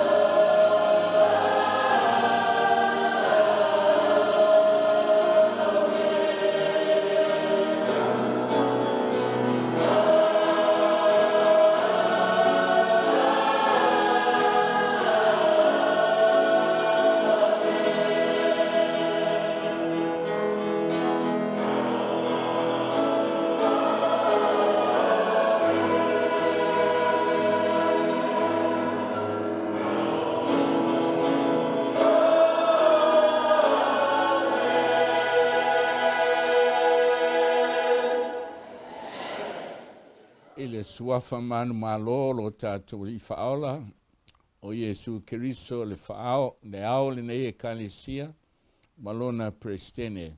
O te whaawhiloa I alo I atuai, il mamalu o le kalisia asfitu sa motu do tasi I le lalulangi. Mai Amerika, Northwest, Utah, California, Hawaii, ia ele ngata I lea o ngā ruenga I Samoa, tutuila Amerika Samoa, whapea upolu, I le I tusae masifo whapea saute, ia ai mese ia slawhai, I le tātou motele I sawai. Tātou I New Zealand, mātou New Zealand o ngā tutonu ma le tu saute, Tālu whātu le suafa manu mālolo tātou le whaola. Ia le ngata I lea, sia tātou e kalisepele I Australia, mai le tu saute I Melbourne, tanga luenga I lua, Victoria tutonu ma Victoria, tanga luenga New South Wales, ma tanga luenga I Sydney West, ia whapea tātou tanga luenga I le tu mātu, ia te uto I Brisbane, ele o tupu maita, ia mese tātou e kalisia po mtāluenga mau I Perth. Whaawhiloa I alo ia te uto le nei tai au, e le Sapati alo tātou o tua. Mai tātou te vivi I whaatasia e lo na suafa, ma lona alofa ma lona Aueugalelei, e lava na pesi o whamai.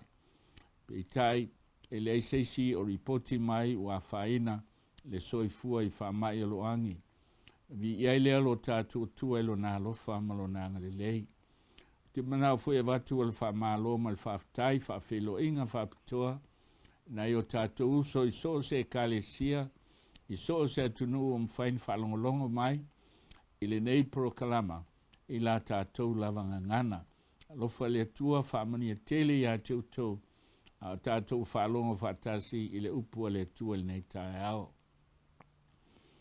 Mai aso na te nei, tui nā tua ele nisi o tātou uso, tai taimtanga luenga Samoa I a pasa taala, ia ona watua leo le whaamaisenga Faapitoa il whalitua I a susi ma le whanau, a pēr le kalesia, ia le ngata I lea, sunga le tai taimtanga luenga, ia al whawhiangainga o le kalesia I California, I Sacramento, ia o se tātou sole I a Timona, mo le tuai whaamaisenga Faapitoa il whalitua I a tua ma le whanau, ia a whapea whalitua fine I a Toreka, o le tatala lava I al whamai, I le maliu o sion Toailoa o ia leo taitai, o le taitai te utupe o le matanga luenga California, taitai toi ina foi, o le kalesia, ia ai vi ia lea lofo o le tua na saulo na maliu, ia ai angi lor whamai.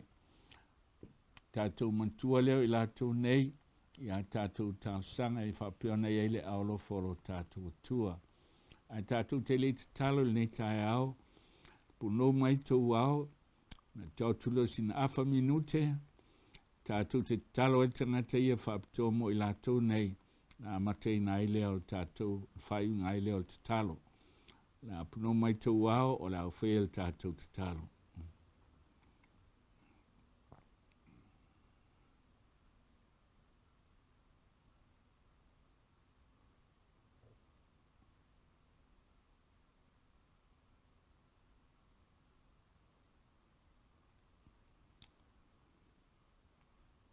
Lo mātou ta mai o I langi, I lava na mātou whalongo atu le leo maliu maleoti.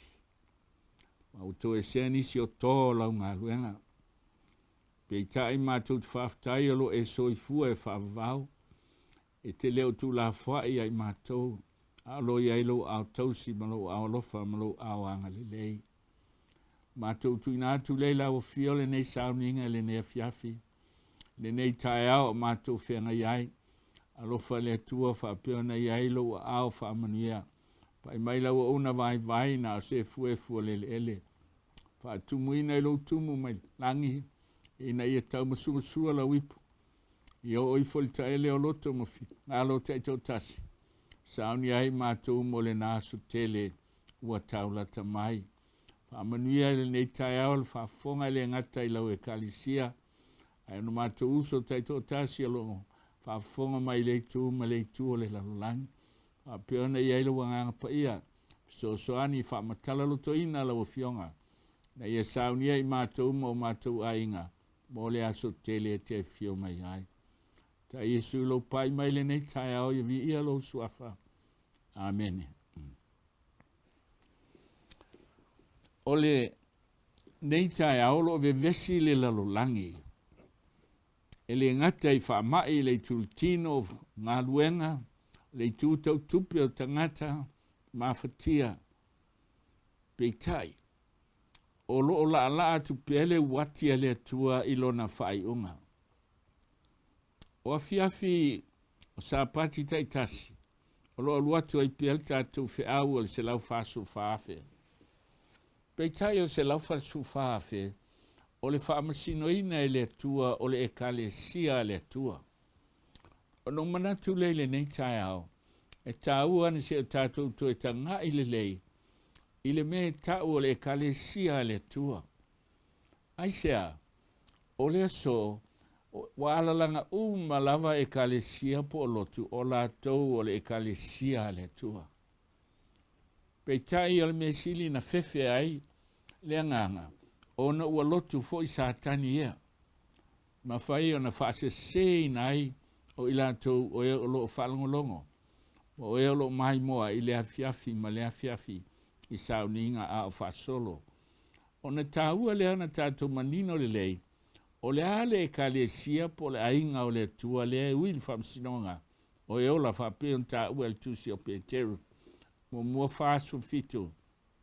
O ona po nei e amata il whamsinonga I le ainga o le tua.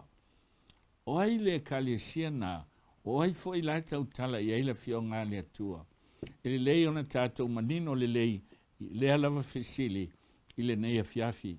O le upula le fionga le tua, le tusio, e fese fafa upu e lima, e tasi le li, e tasi il fatua tuanga, e tasi il baptisonga. E mai tasi li a tau al na Willie, e tasi ale atua, tasi il fatua tuanga.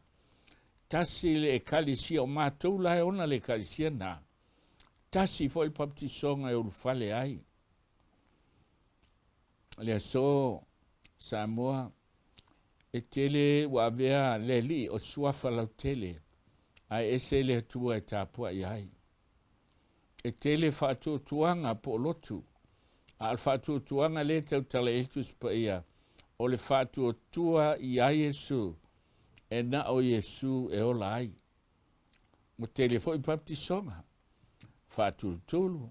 Fa e lima. Dry cleaning. Wale ilonga mauto I ngā awhainga e whai ai. Ai tasi al baptisonga lai tā ua eltus pa ia. O le winga u baptiso. O le fatofu. Po o le tanumia. O le tangata tuai. Pita ila o le mea. O le la tātou wa aine iai le fiafi nei. One Lord, one faith, one baptism. What does it mean? What does it mean to you and to me today? Whaupu e ono o le feso lava lea na tātou whaitau ina. E tasi le atua o ta mafo I leo tangata umalava. O le wailunga o mea umalava. O le waiai mea umalava. O lo I tonu foi o mea umalava. One God, tasi ale atua. E tasi le tama o mea umalava. O lo o iai mea uma, o lo I tonu o mea uma, ai le ngate le o lo I lunga o mea uma. E lei la seisi atua, e lei seisi alii, e lei seisi tama, e na o le to tasia le ta ua tama le alo ma le nganga pa ia, fa ape yon ta ua le tuisi o Ioane. E tasi le fatu tuanga, po le kalesia le tua. O le fatu tuanga, wa e fatu tua I e na o Yesu e to tasi, e faola inai o e mao. E leise lotu na maliu mo sesi o tātou. E leise talitonunga na maliu mo I tātou. Aia, e na o Yesu e to tasi. E leise e kalesia na maliu mo tātou. wana o Yesu e to tasi. Alue ngai fafa upo sulono, ele ai seisi suwafa, wa fo ina mai tangata, e faola ina ai tātou, wana al suwafo ai, o Yesu Keriso, le alo e to tasi o le atua. Ioane tolu sulono, wa faapea lava o na alofa mai o le atua le lalangi. Wa ia fo ai mai ailo na tali pele e to tasi. Ina ia le fano se tasi, ai maua e ia le ola e whaavavau. Le whaatutuanga le nai tasi. Peitai, o lo o confused tātou manumi tātou, o lo upu e kalesia. O le upu e kalesia e saule ngana e leni i upu e lua, o le ek ma le klesia. O le ek, o le out, klesia, o le valawina. O tangata ua valawina e le atua, e o ese mai le laulangi. Ai lua o na tino. Ea, e lua o na tino, a o tino i e lua, e tasi alfa avae. O lona winga, e tasi ale e kalisia. A le atua, a iai o na tino e lua, o le a whaamataleina i le neitai au, ina ia tātou malmalama iai. Le Ioane e sifuru fa upasulono. Fetalai Yesu, wa ia te au fo isi mamoe, ele o ile nei lotoa. O le ale lotoa, o le lotoa na le fetalai e le fionga le atua le mo multi mo teo tolu fa upasulima. Pe mai e ilola wa mia titau ai i le fale o le atua, o le kale sia le ale atua soifua, o le poutu fo ilea, ma le lango o le pumoni. O Yesu la, ma le loto a Yesu, o ilatou o ito tonu o le pumoni. A fe ma Yesu, ia isi ma amoe, ele o ito tonu o le nei loto a, ele o ito tonu o le pumoni. Aya, e te tau o na utaita ina mai o ilatou foi. Silisila. E iai si mamoe, ono na winga ele o ni oti, a o mamoe e Yesu. Oi, o tangata e alu lofa i le atua, o tangata e usitai i le atua, o tangata e teli tonu i le atua. Ae no ua pau al malmalama la iai. E i lolo e la tau le me finangalo le atua iai, ele mawhai e se lotu, ele mawhai e se ainga, ele mawhai e se si na taofia i la tau. Aisea, pa fonga upo isu, e whaalongo i la tau i lo leo.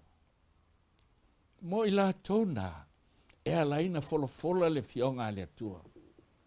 Mo i la tau na, e alolofa i le atua, po le ale ingoa le fata whaitau langa. Mo i la tau na e alai, o na launga ina whetaraisi o tala ina atu le nei tala le lei o le malo, e whai mamoli mau. E le tania le to o tele o tangata. Ai ei tangata moni o le atua i so se lotu, so se tapo inga, e alo lofa i le atua. O i la tona e whaalongo i le leo, kasi al whaalongo la tau loa, e le ai o se lotu e le sangata, a ole mele fina ngalo i ai Yesu, lona leo leo maa moe. Le kalesia la na e tau, o le kalesia e le vaia. E le mwhaina i loa po o ai. Te olua tangata i te tonu o le au lotu e tasi. O lesi, o le tangata o le kalesia e le vaia. Na o lesi, o le tangata o le kalesia e vaia. O le ale winga o le hafa amtalanga. E tutu saa le whaavaile o ai o le lotu. E tasi alfa avai o lupumoni e tasi. A o lesi, e le li ualo no langa. A o lesi, ua li ualo no langa. Ele mawhaila e tātou o na whamasino po o whea le tangata o le e kalesia moni le atua le lafu maa moa Yesu e le ngata e whaavai le upumoni a e ola ai le upumoni a e sila fia le atua i lātou umalama ma o lau te talo i le atua ia awane i aise tasi a lot Samoa e to se el whaitawa whaio i lātou e le ngata e whaalongo a e whaia.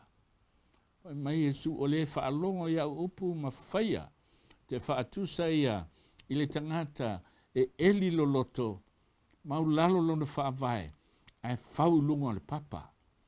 Wo ona tō mai ti bunga, wo ona tawhe mai ta whenga, ai mausali. O lona winga, e iei teimi o mai whawhitau li pei o le so. A whai e le mausali o whamoe moe. O lona winga, na o al teimi ne whapiane loe loloto, ia ua uma fwoi tatu, me si le alela moe au ia il whale. Li te whaifu ni au taulanga manamea ni au sfuruai. Ai sea, e papa ul whaavae. E lotu a tonu e telitonu le upumoni, aina te le whaia. A oi la tau o le upumoni, le loto a Yesu, e whaalongo i lona leo ma whaia. E whaafonga, pitai, e alofa Yesu i tangata o maa le lafu maa moe. Mai le e aisi au maa moe le tonu ala o loto a lea. Loto a lea u saunia. Pitai, o te tai mai la tau. Ina ia i te tonu o lafu maa moe tasi. E fio mai le leo maa moe o Yesu. A ua tasi a le kalesia. E ustai umai lo pumoni. E ola umai lo pumoni. Ka fonga il momole o ane 5 sultasi masulua. O le nei lava le mau. Wo fo ina mai le atua ia i tātou le ola e whaavavau. Le ola lava lea wa ilona alo.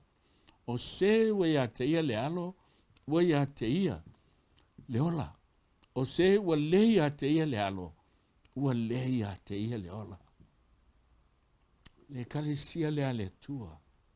Le kalesia o tangata wa ia, le ngata na whaavai le pumoni le lotu e lotu ai. A ua soifu ai ke riso le ola. I o lato o langa tai tō tasi. Vanga mo mua lea, o le ekalesia i le tino, le ekalesia tau le ekalesia vaaia. It has a visible body. Aisea, whawhena e alu se lotu whaleanganga. Te le mano mo po whiala e alu iai. E tau lana iai se physical church. Se lotu, e whaavai le pumoni, e te alu e te lotu ai, ma e au nai ma e ustai ai i le atua. Si sila fo, tātou ai ai Yesu. Na lotu Yesu, i le kalesia, o le tino e vaia. Wo fo i e Nasarete ane tupu ai o ia. O na ulufale ele o ia il sunako le a Sapati. O lana maasani lea, o tu ilunga fo i e whaitau. Na halu Yesu le lotu. Se lotu whaleanganga na alu ai ele ai. Na halu tutonu o le sunako o le whalesa. Na tu ilunga ma whaitau. E iei la le e kalisia e tau o le tino e vaia. E whaavai le pumoni. Ai e te iloa le kalisia e usitai le pumoni. E te lotu ai whaapei o na whetalai Yesu. Came to Nazareth where he had been brought up, and as his custom was, it was his custom. It's not a one-off situation that he just decided to go to church that day, but it was his custom to go to the synagogue or the temple on the Sabbath day and stood up for to read. Sisila. If I might, he went into the synagogue on Sunday. No. He went to the synagogue on the Sabbath day because the physical church, the visible church, is a church that obeys the word of God. And that's the church where Jesus went to and spent the Sabbath that day.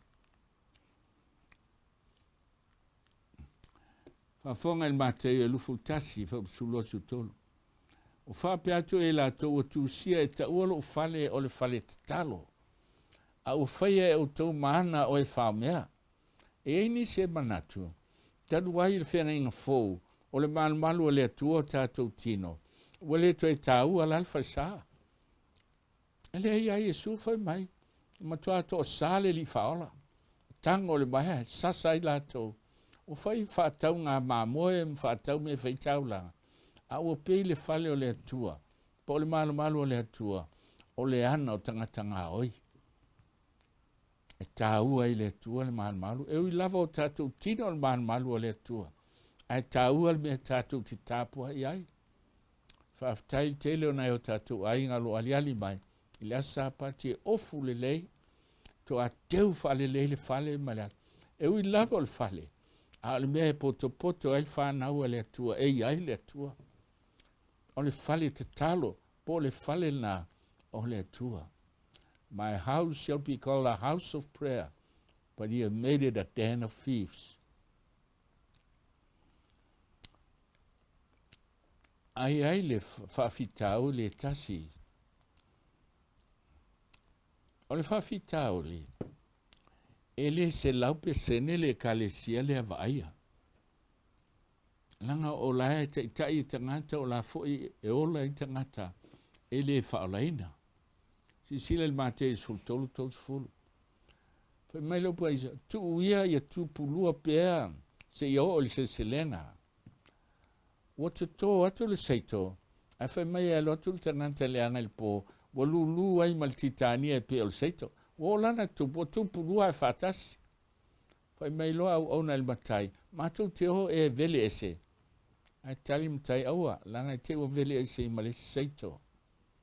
O le stangata e whaaloina lua ai tō sina tuai i le titania le vili whatasi. Ai tu se i o se selenga. Yo tō mua i whapopoto mai titania mau tō fusi ai fusi. E su sunu ai. Aare saito, tō te whaputuina lea i lau whale. O le kalesia wa ia nā. E le se laupa sene. E iei tangata le whaalaina o langa. Pa wala tō loa le pumoni. Wala tō fie le pumoni. Pei tai le suia o la tō o langa. Ma fu angana e alaina vevesi lotu. Ma fu angana e alaina whetau ai. O le au titania. E le te maua le upo Yesu il mate o mta apua fitu. Mai aua tau te whaamasino atu. Nei whaamasino ina mai o tau. Mua eu ese le utupoto i lo mata. Ai te le alu eu le utupoto i mata o lesi. Ai te le loa la eu fitia o e i le utupoto te le polo o ngā lau te le la i lo mata. Ana saulo le il whai upo e lala whai mai. Aua tau te mai maua mea pa ia i uli. Po penina i pua. O tangata i e whaile mea o le whaamasino mātau leanga. I te tono le kalesia. E le ngata o le titania. Ai whaatusa i Yesu i pua a se i tulou. Ma tai whau e mai mau i eile fionga le tua. E le fie whalongo. Ia te ia e na o ia lava e sa o mapoto. Ai se uma e o ai whai whiau. Mai tu se o Peteru. E lato te le iloa o e mamalu. Mea nai vesi ai e kalesia. Va aia. Langa lafi filoi le seito maltitania. Mai o lau te talo i le tua. Ia vea le nei lockdown. Ma le nei tu langa wa iai. E apa mai ai le ao le tua. E so soania i tātou mo tātou ainga. O le hava noa tāua lea mau mātua. Ma whanau. Tala noa whatasi ai le fionga le tua. Ma whamasani. Whamasani e tala noa i mea le lei. Tupu ai le whatotua. Tupu ai le ola. Ai sea e te mea umai e loftu noa. E whalongo leo a whitalai le li whaola. Tu ua i pia ia le seito. Ma le titania. Tu ua e ola whatasi. E ave ese li se selenga. Jose fasul fitu o pipi le loto o e wharei mai tupua tu upea ia i a teia. Let both grow together until the harvest. And harvest I will say to the reapers, gather together first the tares and bind them in bundles to burn them, but gather the wheat into my barn. Whaftai le tua, ilo nalo whau te ilo e matua tele le seito, olo iai te tono le kalesia. A wani ngalo ia te oe, e iai fo il titania ia. O le meta o tilo fua i le sipo al titania, ai tilo le tangata ia te ia lava. O le vaenga lona lua po le e kalesia lona lua, o le e kalesia le e whaavai le pumoni, o le tino e le vaia. E te le lopo ai tonu tangata o lai te tonu o le kalesia le vaia. Na o le atua na sila fia lana whanau. Hoi mai la fionga le atua e nei. Ka tia tolu lufu walu e leo iaise i utaia po se eleni. Leo iaise polonga po sa aloto le estane po se fine. O awatasi lava o tau uma ia kiriso. Wale to iaise se senga. Neither Jew nor Greek, neither bond nor free, no male or female. You are all one in Christ. Watasi tato uma. Le kalisia na hele vaia. Ma fain, no fatasi mastanga te valele tele po oia o fesa uai. Al tangata ole kalisia lea ele vaia. O tangata o e waosi whiangainga ma Yesu Keriso. I so se mea, so se tangata. I lona vāwhenga iai ma Yesu Keriso lo nari whaola. A whaifo i o Keriso o tō, e moni o whanau o tō a pre amo. O suli fo i tusa ma le mea na folfoleina. A whai o Keriso, o le ua papa tisoina i a Keriso. O taua, o le nafa o a pre amo, le atali o a pre amo. O lona wina, e te taliaina Yesu, a tauai o ele nafa, o Israelu tino. A ua tauai nei o le Israelu whaleanganga. Ma fu angana o se lau whawhawhe le tusi o whalinga. Ua umal taimi o Israelu tino. A Israelu whaleanganga. O i lato uma ua talia Yesu Keriso. E a vea mo lato li whaola. O le mea leo tito o tuli ai li tamaa. O ai li tatou tamaa ua tasi. O ieu whaingoa ina ile ainga uma. Oka. E kalisia la lewa ia. E le ngata i lalo nei. Ale ainga i le langi. A toa ma lalo langi. E leo tautala i ni denomination. Ala tautala. I le kalisia le atua e lewa ia. Laia a fia i le langi. Whaitau i eltusio e Peru. I le kalisia le ulmatua. Ai ai Yesu e enta mai ei angelu. I le langi. Male lalo langi. Le fio mai o Yesu. O le atu whatasi ai le ainga i le langi. Ma le ainga i le lalo langi. So se mea, whawhonga le feso i lima lufu fitu. O tau tāne o tau alofa i au tau lava vā. Whapeo na alofa Keriso foi. Keriso foi na alofa mai i le kalesia. Ma foi nātu oia e whai mōna sui. Whapea na iai le alofa i le tāne mo lana vā. E whapea Keriso e fio le langi. Ai alofa i lana e kalesia. Po le vaenga leila lo nei. Ma tu inatu oia e whai mōna sui ka le vario. Ina ia whaapa ia ina ai. Ina ua whaamamai ina ili whaataeleina. Ile vai a toa male upu sisila. Whai mai le skelu le dos frufa upa sulua. Ia utau tausi au Sapati. E whai ma whai longa. Le ale whai longa. O oe o le tangata ua whaapa ia ina. Whaapa ia ina whawhea. Whaapa ia ina e ala il maliu e Yesu. Ua papa tiso ina ma whaamaina ile vai. Whata ele ai a te oe.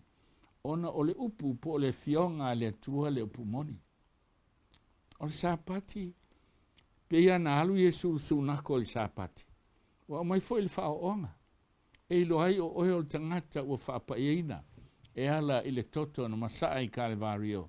Mo i tātou. O le tangata ua whaamamaina i le vai. Baptisonga i le vai. A toa ma le upu o le fionga le atua. Ina ia tu inatu o ia ia te ia. Ngā luenga le a le atua ma le ngapa ia. Ia mawhaina tu inatu le kalesia. Mātango fie lava. E le iso na ila po se man minumi. Po se tasi mea whapea nā. A ia pa ia. Ma ia le po nā. Po aile ingole e kalesia. E po nā uma tātou e kalesia. Langa o tātou o tangata anga sala.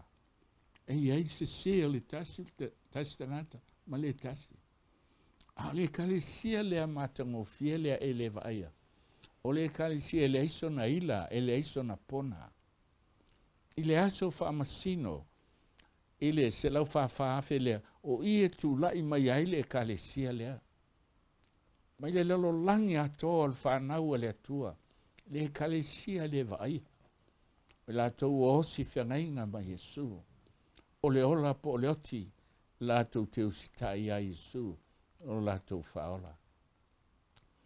Ai tasi lo na whawai, o le alu na whawai, o le fionga le tua whafonga.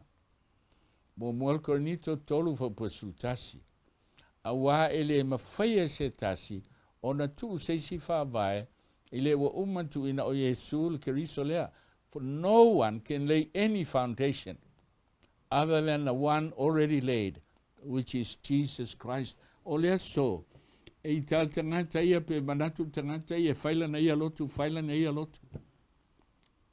Al fesili e whawai sea, e tasi ale whawai, na umaya Yesu. Ele mawhai na whai seisi whawai, a whai seisi whawai, o le whawai ese, ai le se whawai, na saunia Yesu Kiristo, wa fonga se I whalau tele. Lo watina ai lunga o whawai, o lau apostolo, Yesu, lea la le whawai lea na e filfilia. E atia e ilau e kalesia. E fesa lufa upelua sifulu. O lo watina ai lunga o whawai, o lau apostolo, a toa marau profeta. O le mātul manu, o Kiristo Yesu lava lea. It's built on a foundation of apostles and prophets, with Christ himself, Jesus as the chief cornerstone. So se fale e fausia, e elo na maatul manu, e fua I ele umi, e fua I ele lautele, e fua I ele maualunga on fale. O le kalesia la le tuomal whawai, o Yesu lele maatul manu, na ia filfilia lau apostolo, na ia filfilia lau profeta, awa o ia o le maatul manu. Ele me fai seisi ana fai melna. Ele me fai na no fale kalesia fai se la to Willie, ma to fini la to profeta mani ala to apostolo. Olo na winga apostolo pepelo profeta pepelo na. E na apostolo ana to fia Yesu profeta na vala wina ele tua mai le langi le whenga tuai. O ila tona wati na e ai le kalesia. Ai Willie o feoti la apostolo. O feoti lau profeta, ioe. O feoti, ai whaafonga le upo a Yesu la vaia. E mai Yesu, Ioane ono su tolu, o le anganga le tupu ai le ola. E le angale tino I se mea, tino lau apostol ma o profeta lau o mali diu. Au upo o te whaiatu ai a te utou. O le anganga ia, o le ola fo ia. The apostles and the prophets from the Bible are dead. But God says the body means nothing. The words that I speak unto you, they are spirit and they are life.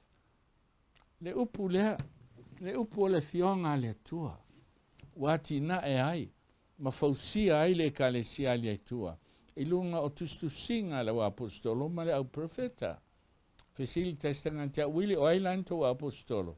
Jacopo, Ioane, Paulo, Peteru. Langa tasiale kalesia. Whawai lunga o le fionga le tua. Ma upuna lato tusia. Taina ele anganga pa ia mai o pa ia umalava. E mai le anganga o le tua ia. E o ngaia e o ai ai whaatunu ai whaapoto ai foi. Ile amia tonu. Ele malama le so ia ile mea. O nofo le ma faile vili e su seisi e sui tu langa ia utali se kara. Na faile le vili fasino ile sitangata ingo ia matatia.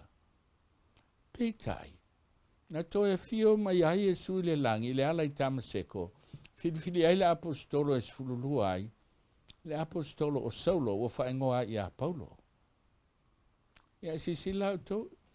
Falinga lo tasul fa wa le pa fo le ai fa vai sfulma le lua. Ui ai fo ingo la apostolo te mai baboe. To se fulma to lua. Ele o yese ingo matatia. Lana li to fia Yesu. To telefon mai ata ia fa fea la ele na waita na tel tonu ia. Ele na waita ele to fia lo to asfitu. Ele se profeta se lo to as. Na to fia mai le langi falinga. Na ave ia ele tua. Ma filfilia ai ele tua. Langa se ilonga o le maa tulmanu o Yesu e mawhaina tofia. A whai e o le mea sao lenu whai lau apostolo. Wa tofu umai ka le siama la to Willie. E Willie aipo o sola atou ua filfili.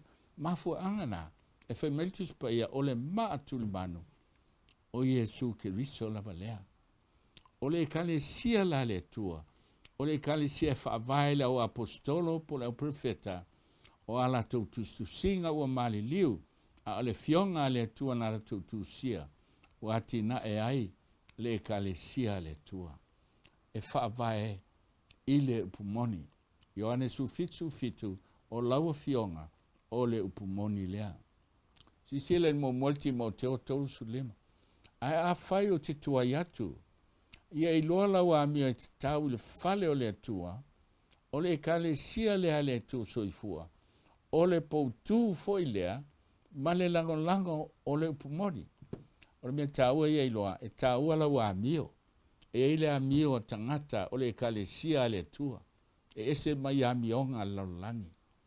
O tangata, o e waoti matanumia le tangata tuai, ai soifua ai ke riso. A o tangata na, o tangata o le ekalesia, o le poutu, ma le lango po o le whaavae, o le malu lea po o le ekalesia, po o le fale leo le atua, o le upumoni. Whawhawai tātou, i le taimi na sola i le whawhine i le vao, ona o sāwanga. I take over le ekalesia lau tele, e Catholic Roma, ma lau mai ai mea whaapau mai Papelonia. O le aso manatu. O le ekalesia na le atua. E le mawhaina nalus. O le ekalesia le atua e whaavai le pumoni. Na sola leo le whawhina le vao. O le almea o sola le vao. O le pumoni. Pe la ititi, pe whatau vaa, pe fōlinga mai e oti. Ale i oi whonga o le atua. Mafau nei e kalesia lot sa mo tu rotas. Amata maina anai tangata to ititi. Ele i whaavaya se lotu o le ita ni palangi le ai. O le lato tal sanga o te sau New Zealand i ai. Mātou te manao e whaile e kalesia i la mātou ngana. Māma lama aina e o mātou mātua. Māma lama aina e o mātou ainga. Whaoleina isi o mātou atano. Ai sau tali e palangi. A whai tau te manao i se kalesia wha Samoa, to e o i Samoa e lolotu ai. E te ilo wha whia, langa o au na whai mai ali tala lea. O whai te au te manao, utau fun to e o tau palangi i Britania e tu ulanu o maoli ia. Ai si la fia e lea tua. O wha ngalo na suafa, o wha ngale i ngole kalesia lea tua. E whai eile me le tusa il fida ngalo lea tua. Nei tangata i titi ma whatawa. Ale so whai tau wafe maafe tangata. Walu elfe au oai. Se poto o sangata. Sona lelei. Le ai. Na filifilia ele tuolo Samoa. I lona toi tu la. E iaila na fe au.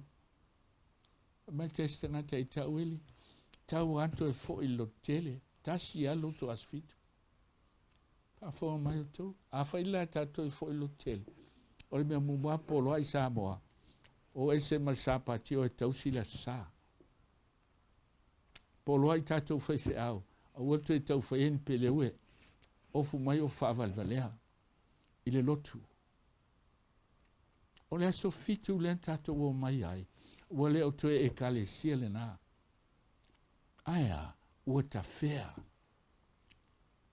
a e le tel tonu le upo le tua e una e tawhea i ma oe. Ua sui, nā whai mai le tua, e una i mai e tarako le vai ina ia tawhea o ia. A e no whai tonu se va ama e va vai ai lalo le folo le va. E o ai sapanio e tawhea e te lei lohu e tawhea. A e te vai i le ele, e i ai landmarks, e te iloa ai. A landmarks i ale fionga le tua. Te vai e tu ala wa esele aso Sapati u tau si samo. Ala te nofo ai. Awe te misiel po le awhiawhiana nei whaalautele atua ile mtau. A o le kalesia le tua, po le alo na vai, le alo na whaatauwaa, pe le aine ana tupe, pe mativa pe a. O la ia ile pumoni, le upua le tua, le fionga le tua. Whaavai o le kalesia le tua. Sisila, tolu ame ta ua le tuspaia le pumoni. O Yesu Keriso. Ioane sufa o fiteme o au nei le ala le pumoni ma le ola. E le elua tu lava se tasi. E a Willie, e le elua tu lava se tasi. Aua nei pe loa o se lotu. Aua nei pe loa o se faife au. E le mawhai le lotu na whaola oe na o Yesu e toa tasi. O ia le ala. O ia le pumoni. O ia le ola. Le ale pumoni Yesu. Pafonga. Ioane sufitu. Ia e whapa, ia ina i lato i lau pumoni. O lau a fionga. E fionga lea le tua. O le upumoni le la. E te fesili o whaima iai le tua. O whaima iai le fionga le tua. A whai e le ai. Na ilo lea o le upu pepelo. E whaavai e le na e kalisia. O lona tolu. O le tula fono le tua. O lau amia tonu, o le amia tonu e whaavavau lea. O le mea moni foi, lau tula fono. Pe mai te sengata ia e sa o altu la fono ia. Si va na Sapati, o sui. Sui toi tu o Yesu. Samoa. Na ifo mai ataran ta whaapau i Papelonia. Ile aso sa. Aile i tai maliu Yesu. Alu e vaipo le ale aso na tapo i tangata i a pa ala le atu o le la. Le au mai ele ingoa Sunday. O le atu o le la o le aso whaapau. O le whailonga Satani. Lua al konito mta absolutasi. Wa umai e Satani lo na aso tapuai. I te tonu o lot kerisiano. Le teime Roma. Ma. Ale umui uma e lalangi. A whai maile atua o le mea moni fo i lautu la fono. Wha maile atu no pele a mise le kalisia le atua. I tai au nei. E iai tangata whalongo maile o leo le kalisia wa aia. A lafo e iai tangata o le kalisia le atua le wa aia. Po le ale ingo lau lotu le taua. A e te alofa i le atua. E te usitai i le atua. E te whalongo i le upua le atua. Wo ne teimi wa mata na vai lua le langi. Ma lo atoa, ma lotu. Wo muli whailonga Satani o le sa. A alvala au le tua. O lana whanau so se lotu. So se whaife au. E tou mo le tua. Na te talia Sapati o le tua. O le whailonga le tua. Awe te misia mtapu ana nei la te whalau tele ai. O hai la Willie e uru fale le langi. Whaafonga. I sei e lusu luono whaupelua i nā tō mai au tau pui. Ina i uru fale mai le nuu amia tonu. O e tau sia le mea moni. Le nuu lea ta u amia tonu ina le toton masai ka le vario. Le nuu lea na maliu a Yesu. Le nuu lea na whaatau ina ilo na toto masaa. A o ai la tona o e tausi le mea moni. La tau te lia Yesu o la tau whaola. E na o Yesu e whaola i nai. La tau te lia le fionga le tua. O le upua le tua o le mea moni. La tau te lia le tula fono le tua. Polo inga umai se fulu. E a fia i mal Sapati. O le mea moni. O fiufi le Yesu le na mea tonu. E na aso e pā mai le langa. Ta tala mai pui o le langi. Tala mai pui po whaita tōle ai. Ai se iru whale atu le na ua mea tonu e Samoa ai. Ai se ai te oti ai malau to lua malau whanau. E le mawhai e se lotu na la vea i o e le mawhai e se whai au. Na o Yesu Keriso. I la tau o e filifili. Mai e whaalongo au maa moe lo leo. Ma la tau o mai. E le nana whaalongo ma nofo. Ai whaalongo ma savali. E usitai. E whai le whina ngalo o le atua. Salama fitu sul tolu o lo wala le atua o lo ilo fale whtāwhai. Ai se aia laina tā ua le fale whtāwhai. O le fale whtāwhai o whaalia ai le atua lo na ala. O le ale ala. Ioane sul whāwha upu e ono. O Yesu o au nei le ala upu moni ma le ola. E te malmalama i a Yesu. E te malmalama i le ala o le whaotanga. E te malmalama i le kalesia Yesu Keriso. Malmalama i le fale whtāwhai. Whafonga. O le ata leo le fale whtāwhai i le outline. E tolu vaenga o le fale whtāwhai. O le potu le tau, o le potu silin pa ia i aile ato la au o le tula fono. O le ata, o le atua, e ilma malu wha se kina, a se kaina glory, e le mwhaistanga ta ola na wa ai maola pia. Ma le potu lo na lua, o le potu lo na lua e tolu mea fale o iai, whatuwhai tau langa o mea manongi, la o ai e arito e se fululua e le whawhiteina, ma tuunga la me pa e fitu le candelabra o le mele tau o le mea pa ia o Yesu o le atua e le se mea whaoa Filipi le lua fa upu e lima e o le fitu mai e le o se mea e whaoa tusa o ia ma le atua a whai mai tusa Filipi a ua wha mau lalo ia i a te ia o winga o ia whaatasi ma le polonga ina ua whaia o ia whaapei se tangata. Wha mau lalo le atua. Ele mwhaina fio mai Yesu o le atua e whano tātou. Ele mwhaina wa aise isi ai. A ua wha mau lalo Yesu. Whanau mai le whale povi. E whalua ina le me silin pa ia na maua lea o le mea pa ia. Aisea o Yesu o le atua se laupa sene o le tangata. O le atua e se lau pasene. A toi si sila il Filipi lea e lua, po lima il fitu. E wha lua na wha maulalo. O na toi wha maulalo fo i lea o ia. Ai sea, wa vea nei o ia maanga sala. Whai mai le tusi o Korinito lua lima lufutasi o le sui o i tātou. O whae ia te ianga sala lalangi. E te ofo pia eva ai whianga inga tuai. O tia tangata i le ngata. Ai whai mele to iha mose whaise ngata apa me mea. E leo le ngata moi, a le ngata e whausia i le apa mea. Whau e peia o le ngata. Tau le la au. O le vai la au. Tangata uma e utia va ai i le ngata. Apa me mea e o lai. Ai sea o le ata o Yesu. O whae ia te ianga sala o lalani. O pei o se ngata.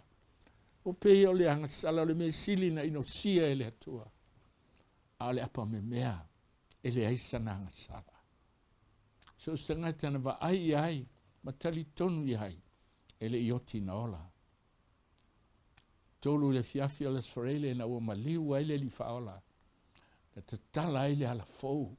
E le ala o le saltonga. Le ala sa mo le o ai faleseu ma sai ma o malie.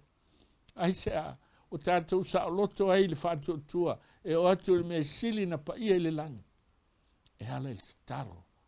Ma le mawhitanga ma le anganga pa ia. O i fo i la. O tātou wa ila asanga e tolu nana uia Yesu.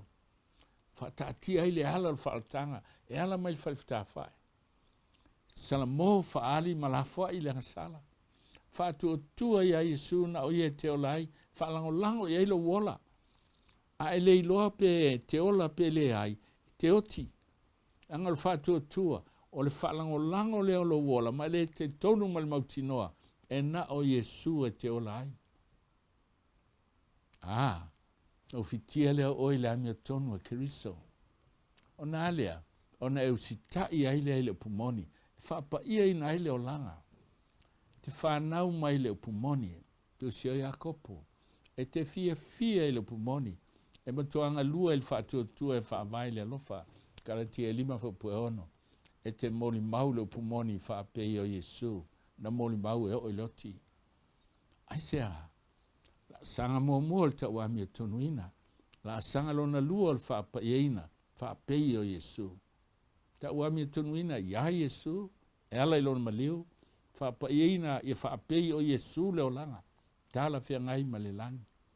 Le aso e fio mai ia Yesu, e liua i o tātou tino o ngā vale, si tia wheloa i mai Yesu manofo e le lai, si sila, o le whaala tanga atoa.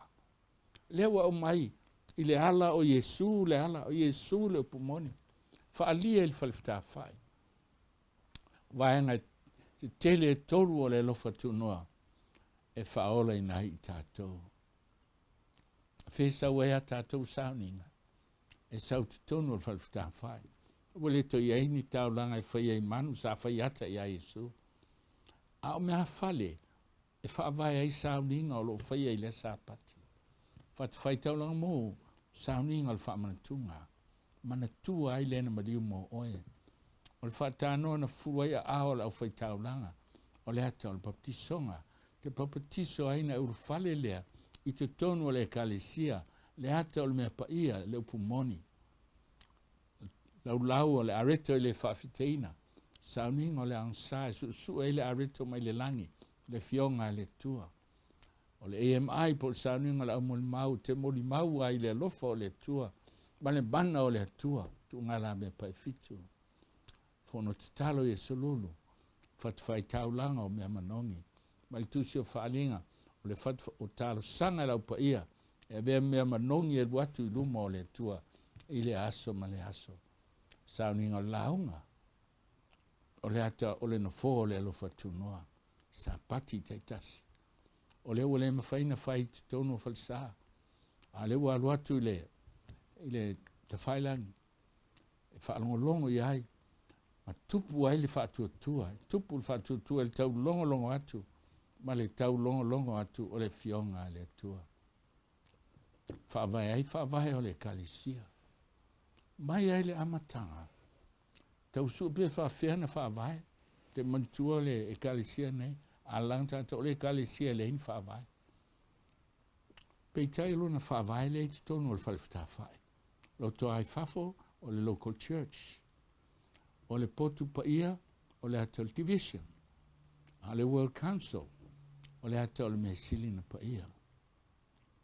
Le kalisia vaia lea e ielo na whaavai. E tina e ai al whaavai mai le tuis paia. Le se whaavai na whaise loto tangata. O le World Council e tolu a ofisa e palo taina i tau sanga taitasi. Ai sea, te li tonu lo i aile anga paia i tangata baptisa malava. E tau ia ele tuopo o aile to tolu o filfilia. Tai fai lautusi mali te uloa. Ai se ai fai whapena e palo tai. Ona ole nganga pa ia lai tangata malava. Te siri leo tangata lea tuai. O ai wa e filfilia. E ese lai palo ta whalalangi. Te piki ai lau o. Piki ai lau tangata e fia iai. Al palo ta le kalisia pe a fono mawhaia. E te whaalongo i le nganga pa ia.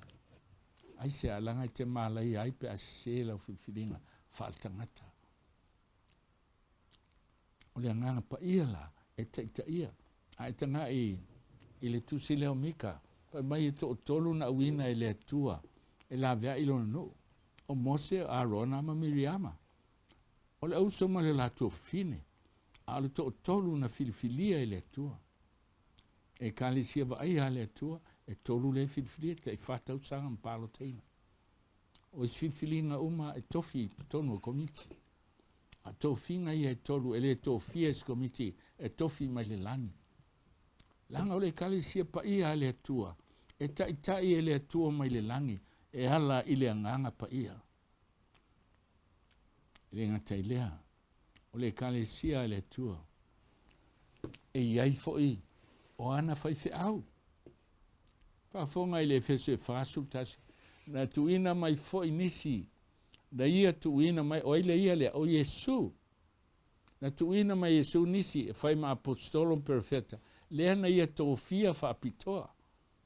O ia o le maa tulmanu. O mali liu i latou a latou tususinga. Le fionga le tua. O le whaavai ai le kalisia.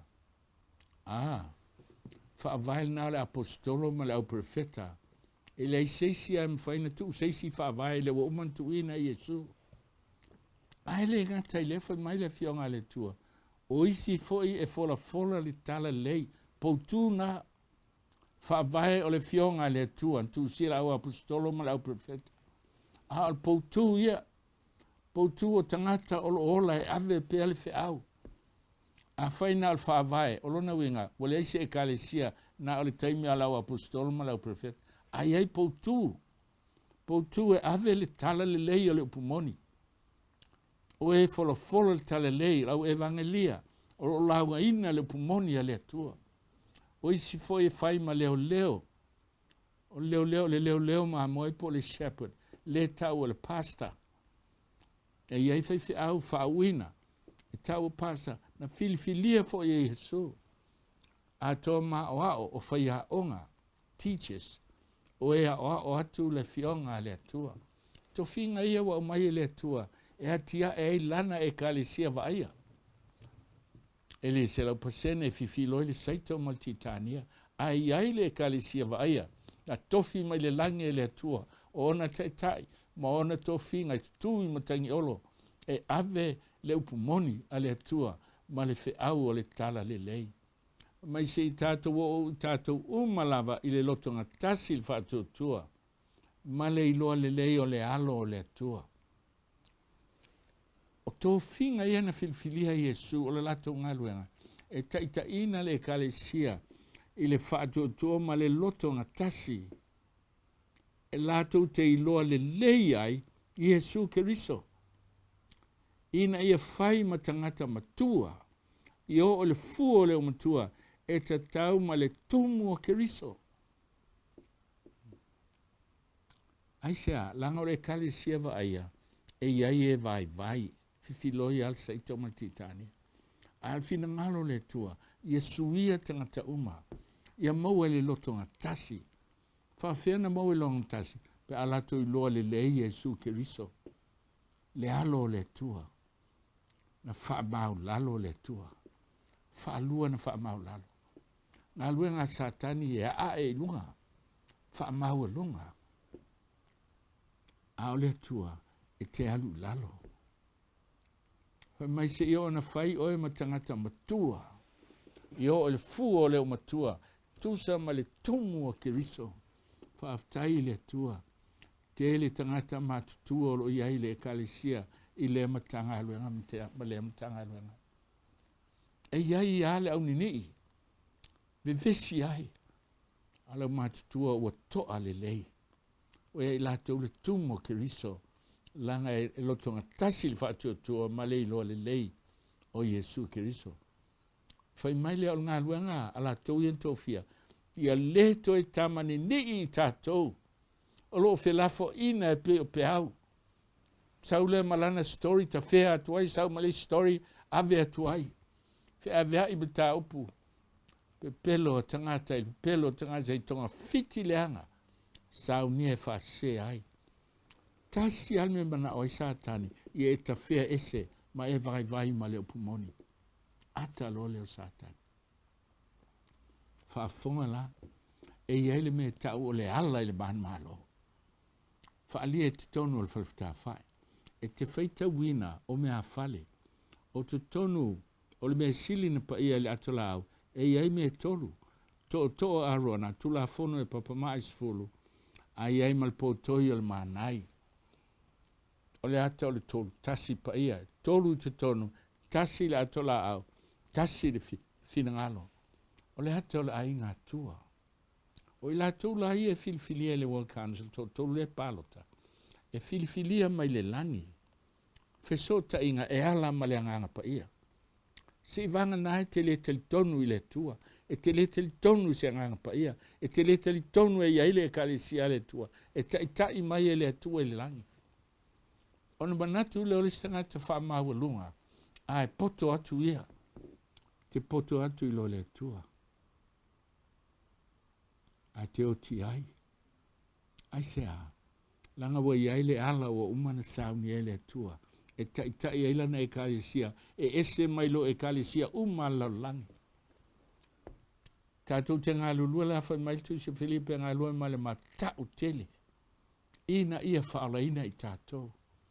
Tātou te lewa ai le tino mea, a tā te vai talatu i le atua e ona le kalisia. Tolu mea whale mea pa ia, ai lua i fafo, ona valu lea. Olona winga, e te tau fo ina valu tau saminga. Ai vai tau saminga muli ai le tika lufu tolu iwa. E whai u laso lona valu. It's a clue. E tau mai ate o e ei leisi tau saminga lai le isau. O le al tau saminga na whafonga. Tau saminga ia e fitu o le whenga tuai. Te mau e le tika lufu tolu. Pa seka a reto le whafteina ua i fua, lulunga seito, o le linga o pū, le linga pū, o le aso o tongiola, ia mal tau saminga o le whalefta whai. Fitu aso wha Sapati, tau si pia o Sapati, i tau saminga ia e fitu, lefa malitu si o kolose, o tu ina mea uma le whao o sa tauro. Aisea, o tau saminga uma ia, sa whaiata il whenga fau, ia Yesu Keriso. Si o tātou silisila ia ata. O le paseka, o le ata o le maliu o Yesu. Ai e whaamatala in mātou e luas furu, i le whaata oto le ana si tia le atua, i tangata whainga ruenga. Na hae le alausu, le tūlai tolu po le iwa le tāau, i tūlai ono po le sfululua, i tūlai iwa po le tolu, i tūlai sfultasi, po lima le fiafi. Ia, e umai ma nawa inga luenga to tasi le tulai ono na to ilea o tulai sfulu o le aso. O sauninga na po ata na e when toi ufaatino le whenga inga fau. Le whai maile tusi o kolose o ata lava ia mea. A le tino e a keriso lea. O le wati le tā leiva. O le tau saminga le alona lua. O le wapai a Yesu. O Yesu e ele areto ele whaafiteina. O lona winga, ele ngata ele o se pala e lontino, a ele aisa na anga sala. E hata o le tino Yesu, tolu aso toi tu ele o i se pala. Ana so ole maltesta usaminga o le ulua i fua, le tu lalava le iwa, tau tala uma e winga i a Yesu, o le hata o lona toi tu mai. Lima sfulu aso mai le aso toi tu mai, o le lulunga seito, po le ata o le nganga pa ia le sui le mawa aia o Yesu. Le wala au le tu laiva e whaasino uma i a Yesu. Peitai, o na saulo lea o lona lima o tau saminga, wa iai le suinga. O le tau saminga o le ilinga pū, o le tu lai ono, po o tali sifulma lua i le uli. Ta o le tau saminga o le ilinga pū, o le alanga ina o le toi fe au, e fio mai Yesu ia o le langi. Le ana langa e William Miller, to e fio mai Yesu le tasi balu wha. Fai mailitus pa ia e whalinga sifulu e suma lia le ngutu le fulfola, ai o ona il manawa ina wale tau no. Fai upu muli lava e ao ina ia e toe vavalo. Ona so o lea, o le tau saminga lea, o le linga pupo le langa ina o le fe au na langa e wale, ma le tulai mai o le kalisias fitu. Le aso o tongiola, po le aso sifuru o le fitu ngā masina.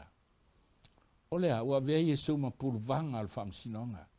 Le tulai mai ma le aso fitu, i le tausanga i tasi valu ona le stalai, ia ai whaatino i tasi valu ona tolu na ato ai ona tino e lima, ona vaenga e lima. O le fe au o le whamsinonga. Sisiwa e tai tolu ai tu la, sali te tau anto i ese si vala au. A fai mai e sul mate i luso to e tasi a le tula. Le tula le sul tasi. To e tasi a ai to e alul vala au munmuri. A maua mai fo i tangata fai ngā luenga. O le whianga inga tuaila. E umalole a tomen i le tula le iwa. So loa ma le tula e sfululua. O le tausaminga o fale aptanga. Po le fio mai o Yesu. Ma nofu tula o pa ia. Tofu tupula o pa ia i tausanga e afi le langi. Se i ona wha umutia i le afi, ai toi fausia le langi fau ma la langi fau. Peitai i tau na valu tau saminga, whafonga. O le fitu i o tau saminga, e whaalangolanga uma i a Yesu. Ana le fio ma Yesu o le ngā uma tau saminga i e fitu. Ai e tau saminga lo na valu. Tau saminga lo na valu, le na fio mai ma Yesu. E leo la vela i tau saminga al whenga tuai. peitai. Whaafonga hoi tātou. Tau sa minga leo le whale aptanga. A tau sa minga lo na valu.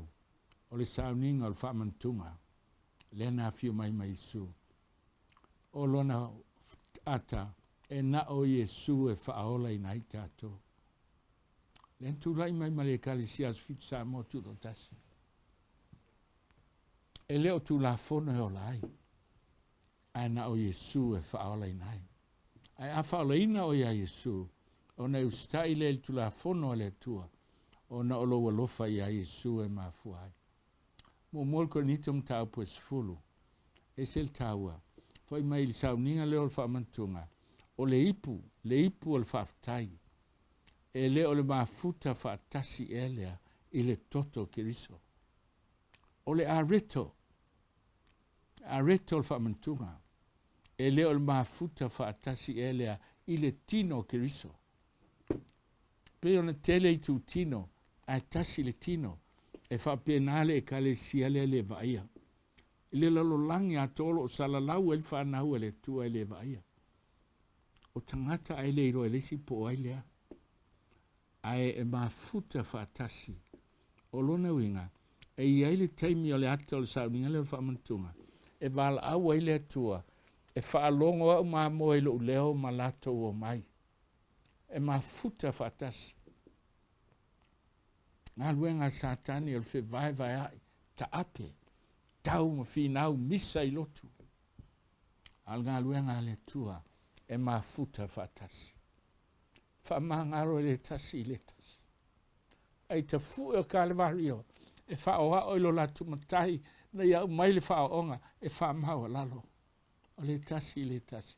Ia maua le mafutanga whaatasi. Wa fuli na ila langi.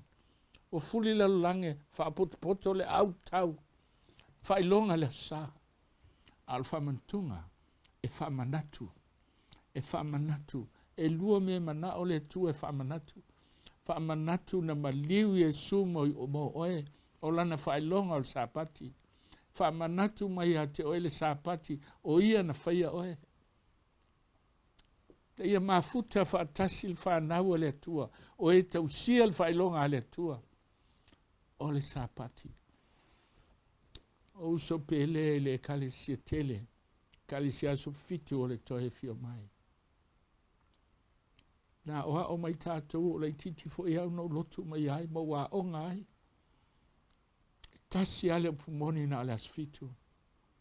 Te mara e tau atu o uso pele. E tasi ale pumoni e na o Yesu e o lai. Fai tau le tispa ia. Ale o tausi le sa, o le sa al wha mau whailonga, al pope, al manfe ai. Whailonga satani. Au na i mahi le lotu. Ai sea, pa mai tispa ia ua ta whea le fine. Ai te le te tonu iai. Se i ona e hoti iai. Te italo e lo Samoa e alu kol fenesi. Ai te le loa e te hoti ai. Lua me whaamanatu le whaamantunga. Whaamanatu le Sapati o le atua le whailonga o le atua fofoa. Ma le atua na maliu mo oe. Le aso e whiu mai sul tau saminga o le whaleaptanga. E awhi tau sanga e iai le langi. Se io o na tue fausia le atua le langi fau ma la langi fau. Al kole o le tu las futasi. O le sauninga na al whaamantunga.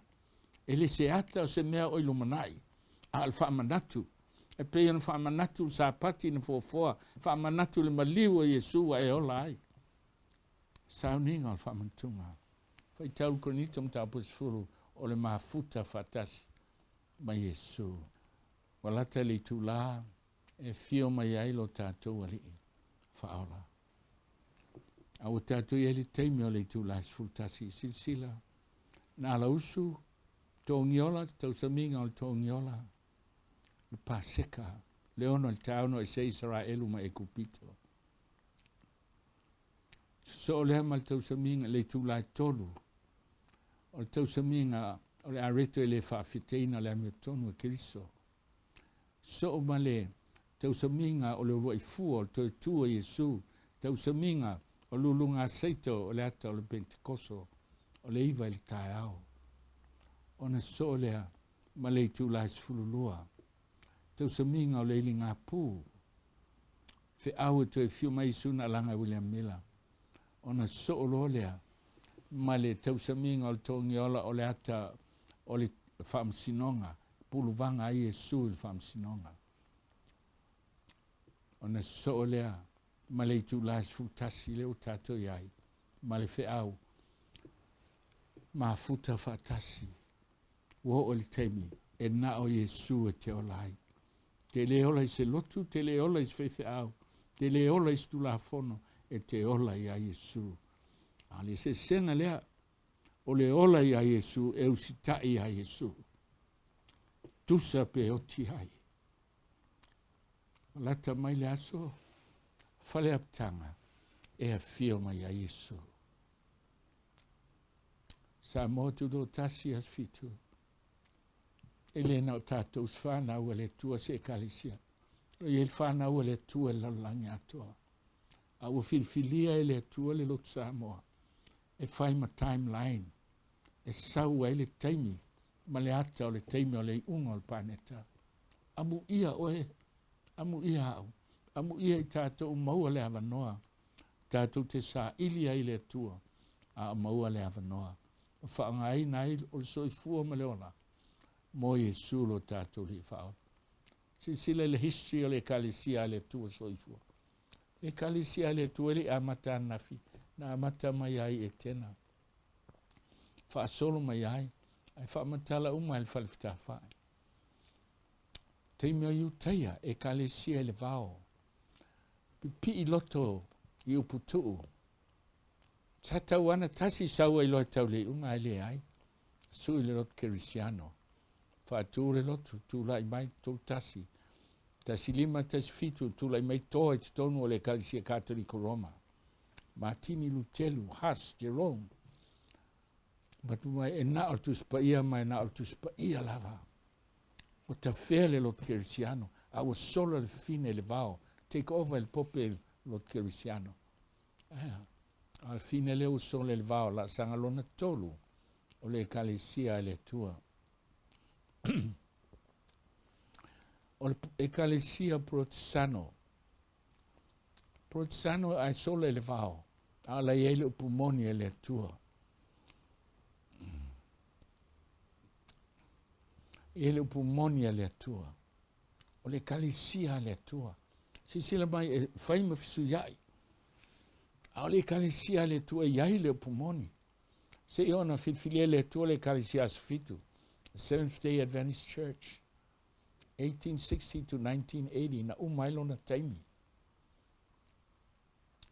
mai se le ai ele uma tala na iutaia na matua fitai ai na uma taimi o le vaenga uma tu la i lesi vaenga uma taimi o lot cristiano tu la i protestano uma taimi o protestano tu la i lot asfitu wa uma fo i lona taimi le o tafea a wo il taimi o tu la i mele remnant po e o toi al fana o fine da si iva valu o e o mai le so mai le mau tu a fai e lola wa mi tau le fale le tu o le poutu le ma le lango o le pumoni o le kalesia le tua peva aia pe leva aia a o le kalesia fa vai le pumoni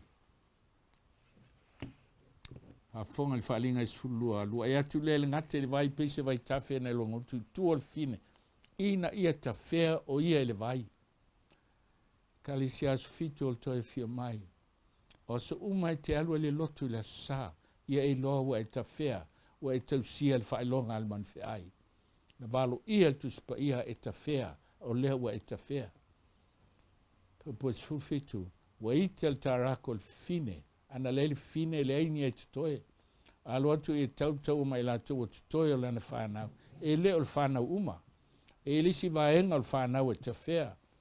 A o e toi o whanau o fine. Tausi poro e ngā le tua. Ma tāwhi mau iai, le mau iai Yesu. Whalinga suliva sifolu o le mau iai Yesu o le nganga leo valo anga.